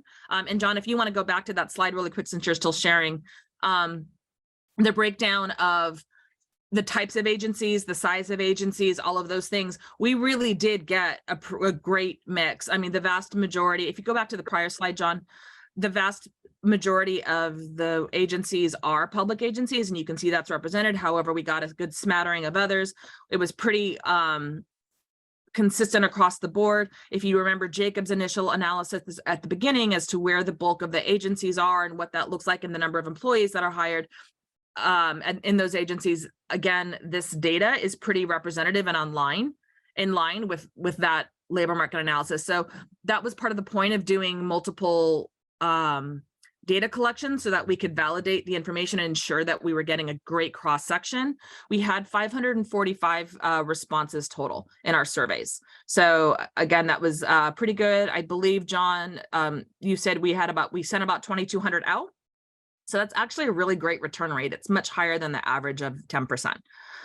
So did that answer your question? I believe so. So you got about 10% of the industry. Is that? Oh, no, we got almost a quarter. We got a quarter. Okay. I said 10% is average, and we did much better than that. Okay. Thank you very much. Yeah. Yeah. And if I can elaborate, for those who have been with us for quite some time, knowing that this was a question that we needed to answer to move forward, what truly does our industry look like? What truly will be the challenges that we have in the next 5-10 years? We attempted to do a survey of our own just for Southern California, because that's who WEEA was 3 years ago. And I had a lot of input from educators. We did 2 surveys, one for education, one for industry, and we're like, yes, we're going to finally get that information. And we had 25 responses, and that is from everybody. So we realized that this probably wasn't our wheelhouse. We needed to engage a partner who could do this better and more efficiently and have all of the resources with our help and through their own avenues to collect all this information and make it relevant and make it matter. And we believe that we did that. But I also want to say that even everything that we did to prepare for the survey portion of this, because remember, there are 3 different areas of methodology. It's not just the survey. There were 2 other areas that we really or the COE team really dived into that helped support this report. But let's just talk about the survey in itself. We sent out the survey and through all of our contact lists, and big shout out again to our advisory group, which was myself, Metropolitan, Bay Work, IE Works, Cuyamaca College Center for Water Studies, and San Diego County Water Authority. So from north to east to west to south, we tried to ensure that we had a good variety of contacts, which were vetted. We still only had about 250 respondents to that survey. We engaged the statewide water, the State Water Resources Control Board to ask if they would send out our survey and send out my email and make this request. And when the State Water Resources Control Board sends something out, agencies pay attention, and they did. And that's how we more than doubled the responses to industry. And I am right alongside with Jesse, so is our advisory team. We are very confident in this data, and this is probably the best that you're going to get because we attacked it from all angles. We really took our time making sure that the information was right and vetted it through a variety of different sources. So Nick, I hope that helps support Jesse's comments and makes you more confident of the report findings. Well, thank you very much. It's not just me. I just was wondering what the percentage was. Sure. So it sounds like we got a really good response considering how hard it is to get people to respond. Thank you. Yeah, and I will tell you, I will add that there was one larger agency that their policy is that they do not respond to surveys or things like this. So that happens. That we knew of one agent that happened, but we had enough of the larger agencies did respond that we were okay with that. So that's something else that you might want to take a look at with some of your agencies, and that from an industry standpoint is why are those embargoes there, or if there's something like this that is coming from their industry, coming from your partners that we can take a look at, do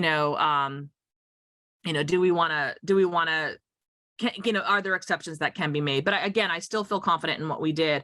I also just want to reiterate, somebody messaged me directly, and I don't know if this was before or after I said it, so I'll just state again, we will not be sharing, nor is in the report, the list of the exact respondents. When you're doing these kinds of surveys, if you really want people to answer honestly, especially when you're asking them things about, DEI, those diversity, equity questions, you really have to protect anonymity. And so we promise that of our respondents, and so we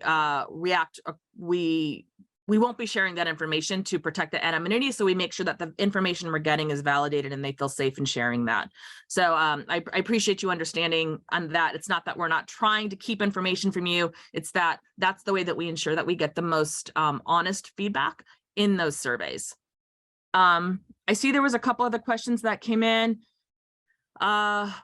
And I think they're maybe kind of connected. One of them was, is there a centralized job board for folks to refer to job postings? No, not that I'm aware of. I can, I don't know if Tiffany knows something about that. What we have a particular tool it's a licensed firm that we use that allows us to look at all online job postings. It scrubs it from all over the country from a gazillion different sites. It's a proprietary tool that we use, which allows us to do our data. And then I think, Jen, you were saying, do you think it's best to advertise careers in the industry as part of the umbrella of industries that share the same skill sets, or stick to advertising careers in water as a standalone career to pursue? I think it depends. I think it depends on who you're advertising to. I would change my advertising approach depending on the audience. If I'm going to be really marketing more towards students and those kind of folks, and I want to say, hey, you're going to be able to get a job in anything, but water, wastewater is, we can show you maybe pays higher than your average electric job or something like that. Then you want to kind of focus more on that. It's just really going to depend. Did you have flexibility on the race categories you used for your survey? So as Jacob shared, we were using census data. So we use the categories that are in there. So all of the the race questions directly were involved in the labor market analysis. So that's public information. That wasn't part of our survey that we asked specifically. We didn't ask for specific race information in the survey. So that, again, is dictated by census. The community colleges, we use things like masked or unmasked or different types of data. We're a little more we disaggregate that data a little bit more than like census does at this point, but that's where those categories came from. We did not define those. The colleges Just have a hand raised. Yeah, I'm just quickly going through. Oh, okay. Yeah, I'm just quickly going through the chats we have here. Yeah, the colleges have sites. I'm not sure if there is a site on the industry side that is like a one-stop shop for all advertisement jobs to be advertised. Somebody had a hand raised? Yeah, I did. Okay. I put in the chat too. So the question is, the data, the research didn't find that basically that there was a silver tsunami. To me, that's the inference that employees are staying past the time they're eligible to retire. So my follow-up question to that would be, do we have any data or information suggesting how much after they're eligible to retire? A lot of times it's 30 years or whatever. Do we have any idea how long after they're eligible to retire do they actually leave? Walter, you had the exact same question that our research team had. That is exactly what we said was future research that we should recommend industry do, is work with your hiring departments. We don't have access to that data, but the hiring departments should within industry. And we definitely recommend that they go through that and determine when were people eligible to hire versus when did they actually retire, retire. And when did they actually retire? Because we think that would be telling to this issue of the silver tsunami. As you can see in this slide that John's showing, we definitely know that, over a third of the industry is 50 and older. We see that, and we are making assumptions that people are staying longer, but we don't have access to being able to see that since we don't have access to the retirement information at your specific companies. So that's definitely an area we think should. So the HR department should know. Yes. I don't know how they're tracking. I do know that they know or have done projections for when people are eligible. And I don't know if there's anybody there's a few of us here from LADWP that participating today. There's some that aren't listed, but I know our HR and some of our water folks were, from our leaders and managers were planning to attend. So I don't know. I know they have projections. I'm not sure if they have any kind of averages for when. In other words, if you're, like in our case, if you're a certain age, I think you have to be over 55, you have 30 years, you're eligible. But I don't know if they have an average as to, are they going at 32 years? Are they going at 35 years? Especially in the skill craft. I mean, the skill craft trades are, there's more, physical demands than if you're in an office or whatever physically. And then sometimes I think what also happens is some of the people that are skill craft trades, they get promoted, they become managers, and maybe there's not as much physical demand and they get promoted. I know that makes a difference, but that's also maybe part of the, I'm just conjecturing here, but that may be part of it too. If you're here, 20 years or 25 years, and then you get promoted to a higher level, then maybe you're not doing as much hands-on stuff. You're sort of managing the staff, whatever, which is more of an office, I think. Yeah, those are all questions that we brought up as well, and we absolutely think it's worth researching to see what these trends are in this particular industry. So absolutely, yeah. Emily, and I see your question, Ramala, but Emily had just said, I wonder if the trend of staying longer at jobs is more universal one as opposed to being water industry specific. And Jacob, I believe, was that in your report or your section where one of yours, I can't remember, I apologize if it was John's, but we were seeing that there was there are a lot more folks 50 and older. I mean, we've seen a lot of research reports talking about people are retiring later for a variety of reasons, but we didn't look at that specifically. But John or Jacob, do you want to add anything on that? I'll just add quickly that, yeah, what we see here on the slide for the mission critical occupations, is not different from all occupations, and just more generally, societally, folks in that age group. We hear about baby boomers a lot, or there's a bigger percentage of them. overall. So they're just representing a larger portion of the workforce. So that's similar to what we're seeing across all industries. John? Yeah, and I'll just add a little bit more. So right here, it shows the 50 and older is around 37%. When we did or I looked into average across all industries, it came out to be 36%. So it's pretty on par with what the workforce is across the state. Yeah. Great, thank you. Nirmala, you had said, did we plan on surveying questions on race, or was there any pushback? No, that was never our intent. The questions in the survey were driven by what our research questions were, and we did run all of those by their advisory group. But some of the discussions that came up when we threw those out, just at the beginning of, do we want to do that, is sometimes our companies can be prickly about that kind of information. And so we really wanted to encourage folks to be as honest as possible and give us as much information as they could. And so having them tell us the demographic information on their particular employees wasn't as important, because we can get that, and we did get that information in a validated way, because that gets reported to the government. So no, we didn't actually try to do that or have any pushback on that. I do want to there's been a couple of comments and questions coming through about K-12 and our high school folks. So just try to remember some of the earlier ones. 100%, I suggest that our high school partners do work with our community colleges and our industry partners on pathways and different types of things. There is dual enrollment. There's all different kinds of things. So if it doesn't make sense for a high school to create their own, water, wastewater, CTE program, that doesn't mean you can't partner with the college that's doing something similar. So, definitely suggest that you work with them. And take a look at that. We're always looking at trying to strengthen our pathways. And is there a plan to, I'm sorry, I'm trying to read Bill's comment really quick. Oh, is there interest by COE to survey California high schools in their current efforts to support CTE workforce? That's not something that we have on the books. I mean, it's something that I think we can consider. And talk about to see what kind of interest is there. There is one of the big funding sources for career technical education on the community college side is our strong workforce funding, and there is K-12 strong workforce specifically.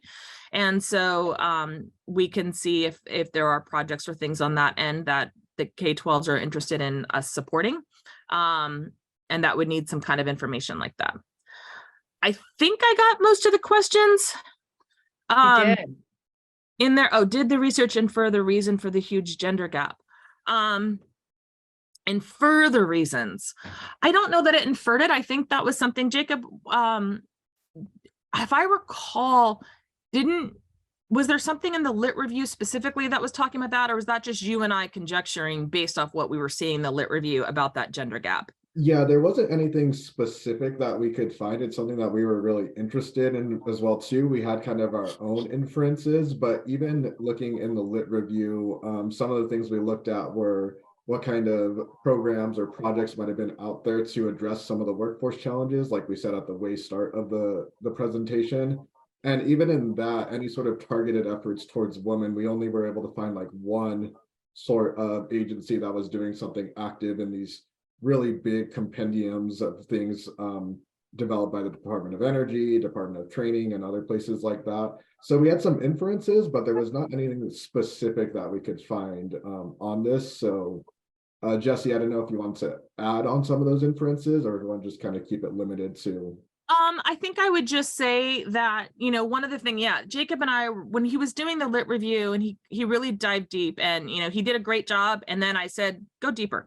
And he did. And he found more information. And one of the things that we noticed, interestingly, on the wastewater industry was when it really became popular was kind of around, the end of World War II. And so it was, we were noticing that it seemed some of the patterns, again, this was our own conjecture based off what we were seeing, was probably that people were coming back from wars, men were coming back, and that they were looking for jobs, and these were some of the ones that were available. And, populations were getting bigger. There was more need in this area, and so it just tended to kind of attract men more. And there's been quite a bit of a evolution, I think, in the field since then. But I think it's just traditionally been a little bit more geared on men. But again, that is conjecture on our part. That is not based off of some of the things we saw in the literature review.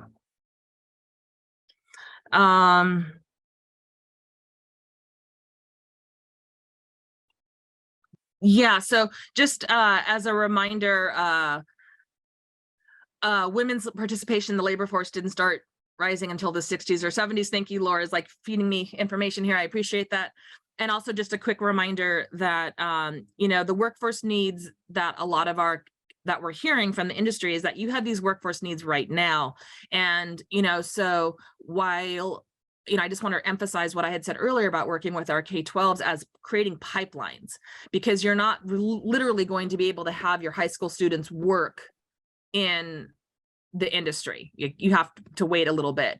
So working with the community colleges, work to create these pipelines to enforce those, to really making sure that we're educating students. I think that awareness absolutely needs to happen in the high schools. I think people need to get excited. We need to get our high school students excited about this industry and where it can go and all the different things that are there, and that you can literally make a huge career with this without going and getting a 4-year degree. I think that's massive. And I don't think we as an education system or as a water wastewater industry do that well enough. So I 100% agree that needs to happen. Just keep in mind though, the logistics of the fact that you're not going to be able to hire a high school student while they're in high school. You have to wait for that. So there is a little bit of a lag time in that. And yes, I'm glad to hear that SCC's water wastewater program is starting to see more women enroll. That's fantastic. And that really is kind of going to some of that student enrollment and outcomes data that we talked about as another area for research. How can we help our community colleges really make that awareness and attract more women into the program? Kenya Cueto wrote, one of the main challenges is bringing awareness, training, and community engagement to underrepresented communities. So the question is to the industry, what challenges are you facing regarding what's mentioned and how it's addressing? I think that's fantastic. And I think that, anybody can add anything in the chat, but I also think that when we go into our breakout sessions, we're going to talk a little bit more about how we're going to use this information and how we can address these challenges. And I think that's a really great conversation for that as well. Yes, I'm glad to hear, Jennifer, that the work is being done in San Bernardino K-12 to start promoting those careers and aligned pathways. That's fantastic. We have to get people interested. Even when I'm sharing with my friends that we've been working on this report for 15 months, and I'm telling them it's water, wastewater, they don't even know what that is. So how do we expect our high school students to know? So it still is, it has been, and it's still a big challenge. But I definitely think it's something that we can mitigate together. It looks like there's another hand raised. Yeah, Nicholas, again, you bring up a very valid point, which is the awareness. That's really I think one of the keys. Now I'm going to throw something out, and that is you did this survey of the water districts, about a quarter of them %. We need to, if we could, the community colleges are in an excellent position because they can reach out to all the school districts within their purview. So I would encourage WEEA and whatever the community colleges can do to then take this information and then outreach to their local K-12 school or middle school and high school school districts to encourage awareness. We need more awareness, and the question is now, how do we bridge this? And I think the community colleges are in the prime position to. They know their local school districts that they serve, and so so that's my suggestion there. Thank you for listening. Yeah, that's great. And I was given a direct question of, have you done studies on the energy sector and electric utilities? And I would just, these huge statewide reports take a lot of effort and a lot of time. We probably, as a COE, I don't know, Laura, you can correct me, but I would say we do maybe 2 to 4 of them a year. these huge, big statewide ones. They're just massive. Each COE, we are really responsible to our individual region. So here you have represented today Orange County and San Diego Imperial, and most of the work we're doing is specific to those regions. However, go to our COE website. You can find all of our statewide reports there. You can also find all of our regional reports. You can just do keyword searches. You can search by industry. A lot of the work that we do is to help our community colleges with their career technical education program process that has to go through the chancellor's office. So you'll see a lot of what we call program recommendation briefs. They're much shorter, but they have a lot of this gender information. They're basically very occupation specific. I would be surprised if you go to our COE website and don't find something of interest. There's a lot of great information. Ignited has been working with Bayworks since 2016 on high school teacher awareness, would love to work in more areas as well. That's fantastic. And Laura just brings up another great point in the chat that these are family supporting jobs, and it's a great way to market this to older students and workers who may come with experience in other jobs and fields. Is there another hand raised? Melita, go ahead. No, I just wanted to answer Mr. Dibb's questions to let him know I'm representing not only San Bernardino Valley College, also Mount San Jacinto College as well too. And I just want to let you know, we as community college educators, I'm a retiree from the industry. We've been actively working and partnering with our industry partners to advertise and increase career awareness of water. So the curriculum is strong, we're out there. So I agree, we can collectively work together and change the dynamics of this industry. Melita, that's great to hear. And I think one of the things that was represented in John's, report out on the community college interviews is that it varies greatly by college and region. So it's fantastic to hear that you guys are doing that.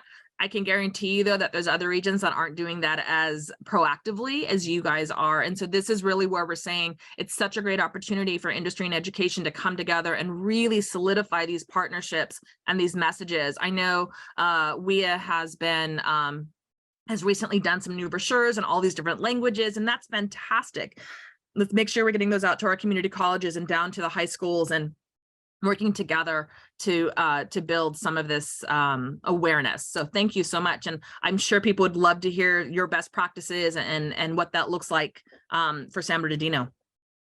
Also, let me add dual and concurrent opportunities for K through 12. I want to put that in there as well too, because we're working closely with agencies such as Tomorrow Town and also some of the high schools, San Bernardino as well, and some from Riverside. So I want to express that as well too. So thank you. Yeah, and Laura brought up a really good point. Our statewide reports are a much deeper look. And so if there is something that you're interested in looking at, you are welcome to reach out to Laura directly. If you reach out to one of us, that's fantastic. We're just going to forward you to Laura. That's her purview. She's our big boss lady. But we are, we're always interested in talking with you about things and hearing what's of interest to folks. And yes, we have an entry-level firefighting one that's coming out, and we're super excited about that. I can't wait to sit in that webinar and hear my colleagues talk about that report as well. So if that is something you're interested in for any reason, let us know and we can get those invites out to you as well. I don't see any other hands or additional chat. So Laura, John, Jacob, is there anything else you want to add to anything that's been said?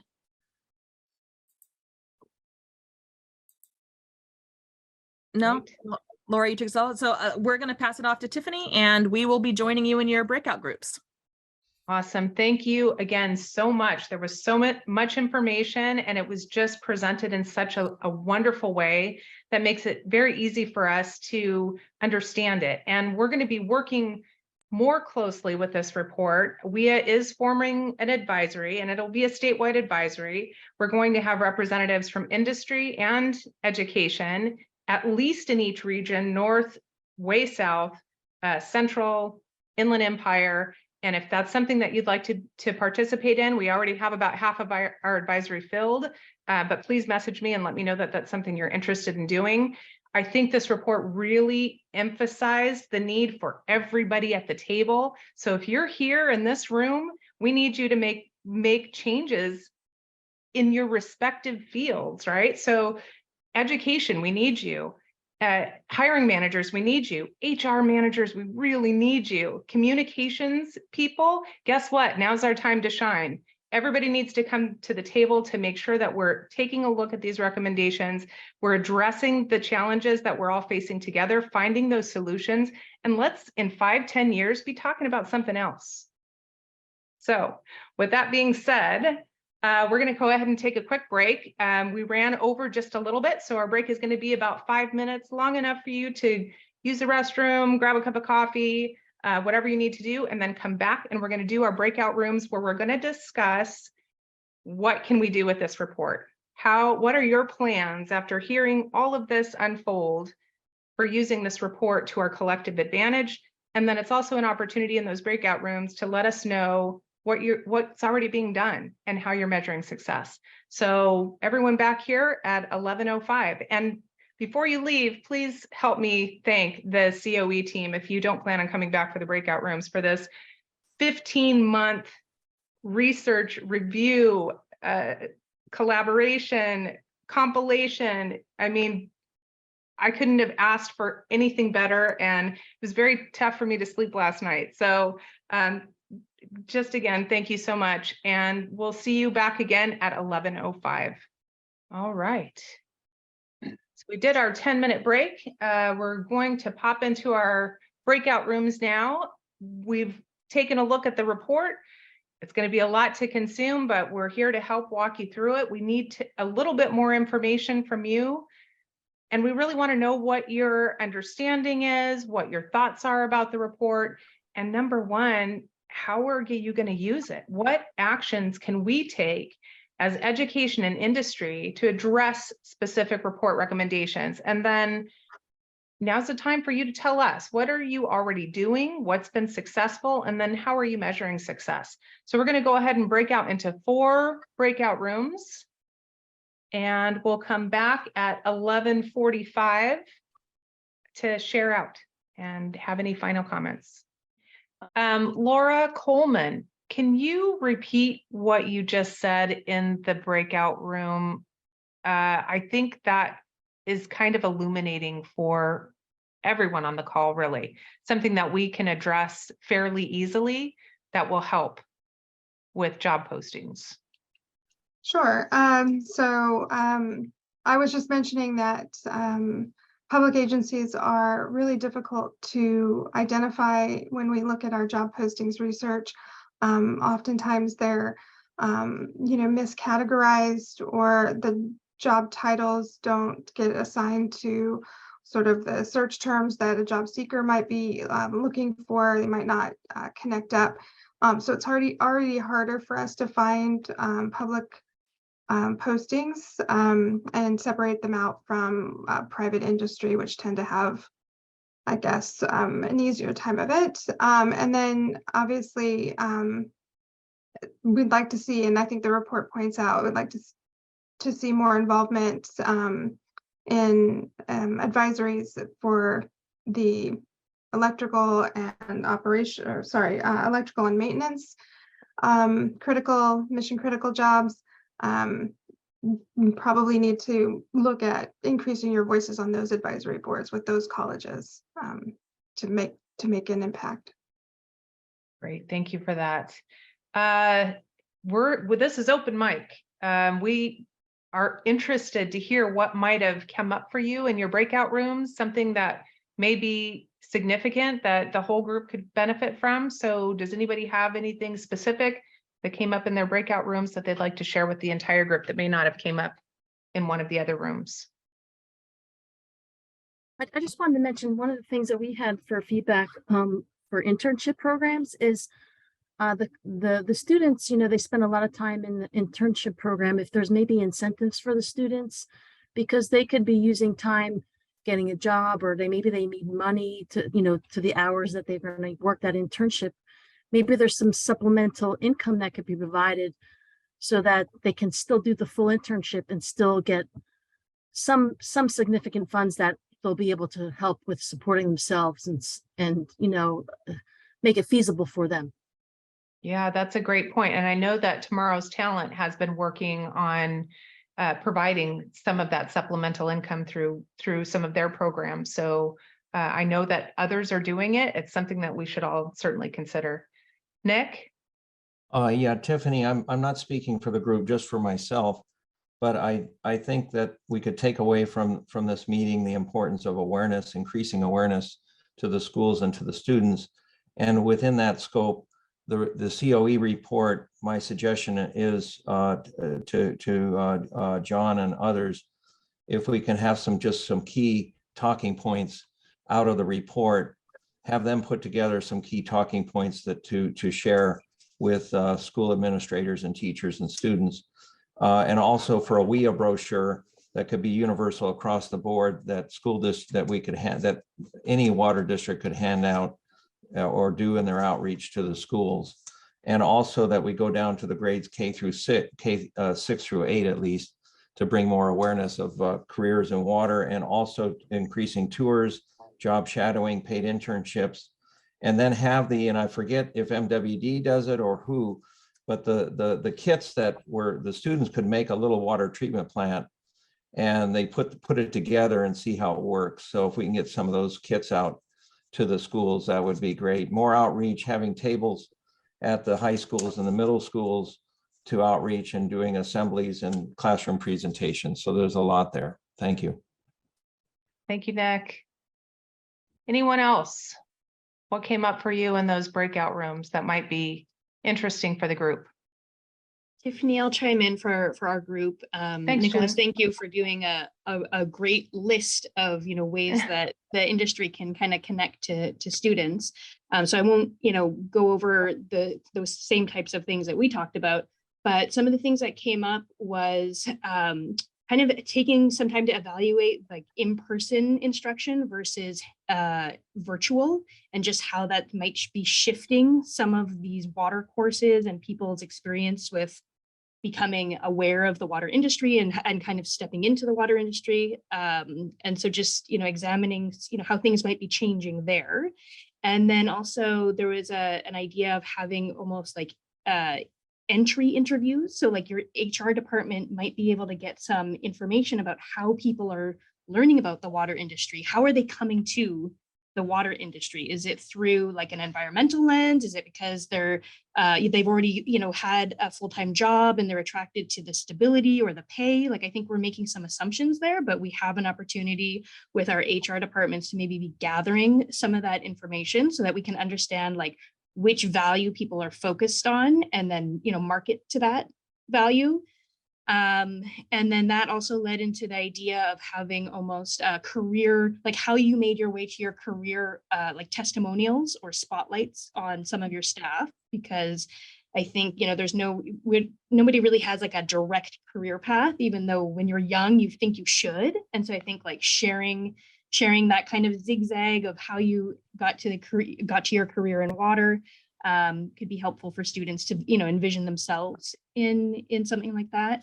And I'm sorry to our group, I'm sure I'm missing a lot of other great ideas, and then just the talk of public-private partnerships and having hands-on demonstrations that students can go through, like equipment, pipes or labs that they can, be assembling things or testing things, and just having those experiential in-person activities that you can share with the students.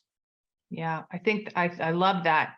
And I'm just going to throw this out because I know we've talked about it, but, in previous conversations, but let's start getting our kids early, right? In middle school and in high school. Let's start not just marketing to our community college students, but also those younger students, so that when it's time for them to make a career decision, first of all, they know about community colleges, they know that the programs are there, and they have a really good idea about what they'd like to do. Because when we can provide these clear pathways, I mean, I'm thinking of myself at that age, right? I didn't even know what I wanted to do until I was in my 40s. I really didn't. It just wasn't very clear, and past experience and history and all of that played into that, I'm quite sure. But how much more powerful is it when you understand what it is that you hope to be doing, and you start out on that path? The colleges that offer the programs, the industry that's hiring, what kind of job you want. They're focused, they're ready.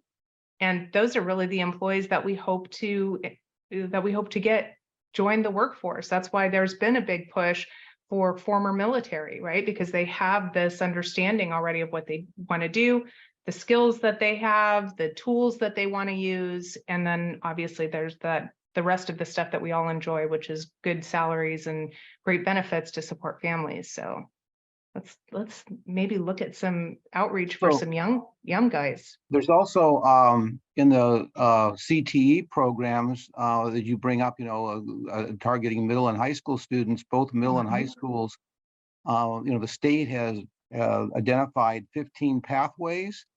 So there are several that are appropriate for both water and energy. So there's the one that's called energy, utilities, and the environment, what covers water. There's also specific pathways, engineering, construction, building construction trades, which is more skill craft. And then there's other professional classes like business and finance, which could be like accounting, the professional side. So there are probably, I don't know, maybe five, I think there's like 4 to 5 pathways that are already designated by the state as that covers both middle and high schools we can do programs targeting those particular pathways that are cover this industry. Yeah, just want to follow up with yeah, and maybe I'm going to throw this out too, because we've been able to do this at MODOC with almost all of our programs. We're a very small team. We cover a large area. We have a lot of different areas of focus, but we really approach things holistically, right? So even though WEEA is a massive undertaking, it doesn't stand on its own. WEEA folds into our partnerships with our other agencies for communication, our agencies for education. We loop in our community partners because they also help us promote jobs, the Girl Scouts, the Boy Scouts, our nonprofits. So maybe also looking at not approaching workforce as a siloed challenge, but incorporating it into all that we do as just part of a holistic plan for good environmental stewardship, long-term career options, upward mobility. All of these things can be utilized in the same space so that the activities that we're doing fold into another action, fold into another effort. It's been very successful for us. So, the first year that we did WEEA, it was kind of siloed because I'm thinking, how am I gonna learn all of this stuff that Bill already knows and then move forward with that vision. And the vision has become a little bit different because we are now looking at a holistic approach. It absolutely impacts our students, our communities, our neighbors, our partners, and that's been very successful for kids. So maybe some of that outreach or approach to outreach could be helpful or worth looking at. Yeah, there was definitely interest from our group about creating more work-based experiences for students, and starting at an early age if possible, and some frustration that was expressed from one of the community colleges saying, industry is not jumping on board when it comes to offering apprenticeships, externships, internships, and so on. And to that comment, I suggested that this is bold, but if we could partner with somebody to create a summit that would get all the leaders of all these different water agencies to come together and hear not only about the silver tsunami, but the success stories that are happening out between our high schools and our community colleges and helping kids get fantastic careers. We need to let them know. I think there's a lack of awareness on their part on how badly needed this workforce pipeline needs to be built. Yeah, and I agree with you, Bill. And that, since you and I first started talking many years ago, this was the first thing, this survey data. I need it. That's right. Amen. I need to make sure that our colleges know and our industry knows that this is important, and we have to be able to point to something. Otherwise, we've got lots of other things to focus on. We've got lots of other areas that we're pulled apart, trying to navigate. And so this is real concrete research and data that comes back that says this is important and this is what we should be doing. So Tiffany, I'd like to chime in here real quick. Bill and Go on. Walter and you, all three of you had just mentioned things that are really relevant to the career pathways into water. We tend to focus really closely on the operators, you know, and the CTE pathways, which, you know, we need those technical skills there. But we tend to forget about the other areas, the engineering, the scientific side, chemical, the water testing, the water conservation, and what's the other one? The water resources that we teach on the other side of the campus, right? They're not necessarily CTE courses, but those students in those programs are just as well qualified to get a job in the water industry as our CTE students going into the operators. And we've been talking about it for a few years, but having to bringing those together and having a more rounded educational experience and career pathway for students coming out. You'll get more students out of high school that are on a transfer pathway, for example, into an engineering program or into a chemical engineer or into natural resources or one of those programs. You can get them earlier interested because you're on a transfer pathway. And of course, you know, everyone still pushes for transfer. Their CTE is kind of like down on the list a little bit. So some focus should be, or some awareness should be built around the entire community college system, not so narrowly focused on the technical skills in CTE. Love it. Thank you, John. Jacob. So Bill addressed exactly what I was going to bring up a few minutes ago, and in that lack of that hands-on experience that my students need so desperately. I think one thing that we should all kind of keep our eye on is some funding from the state for strong workforce and CTE programs coming down that's supposed to be made available to anyone offering internships, externships, apprenticeships, things like that.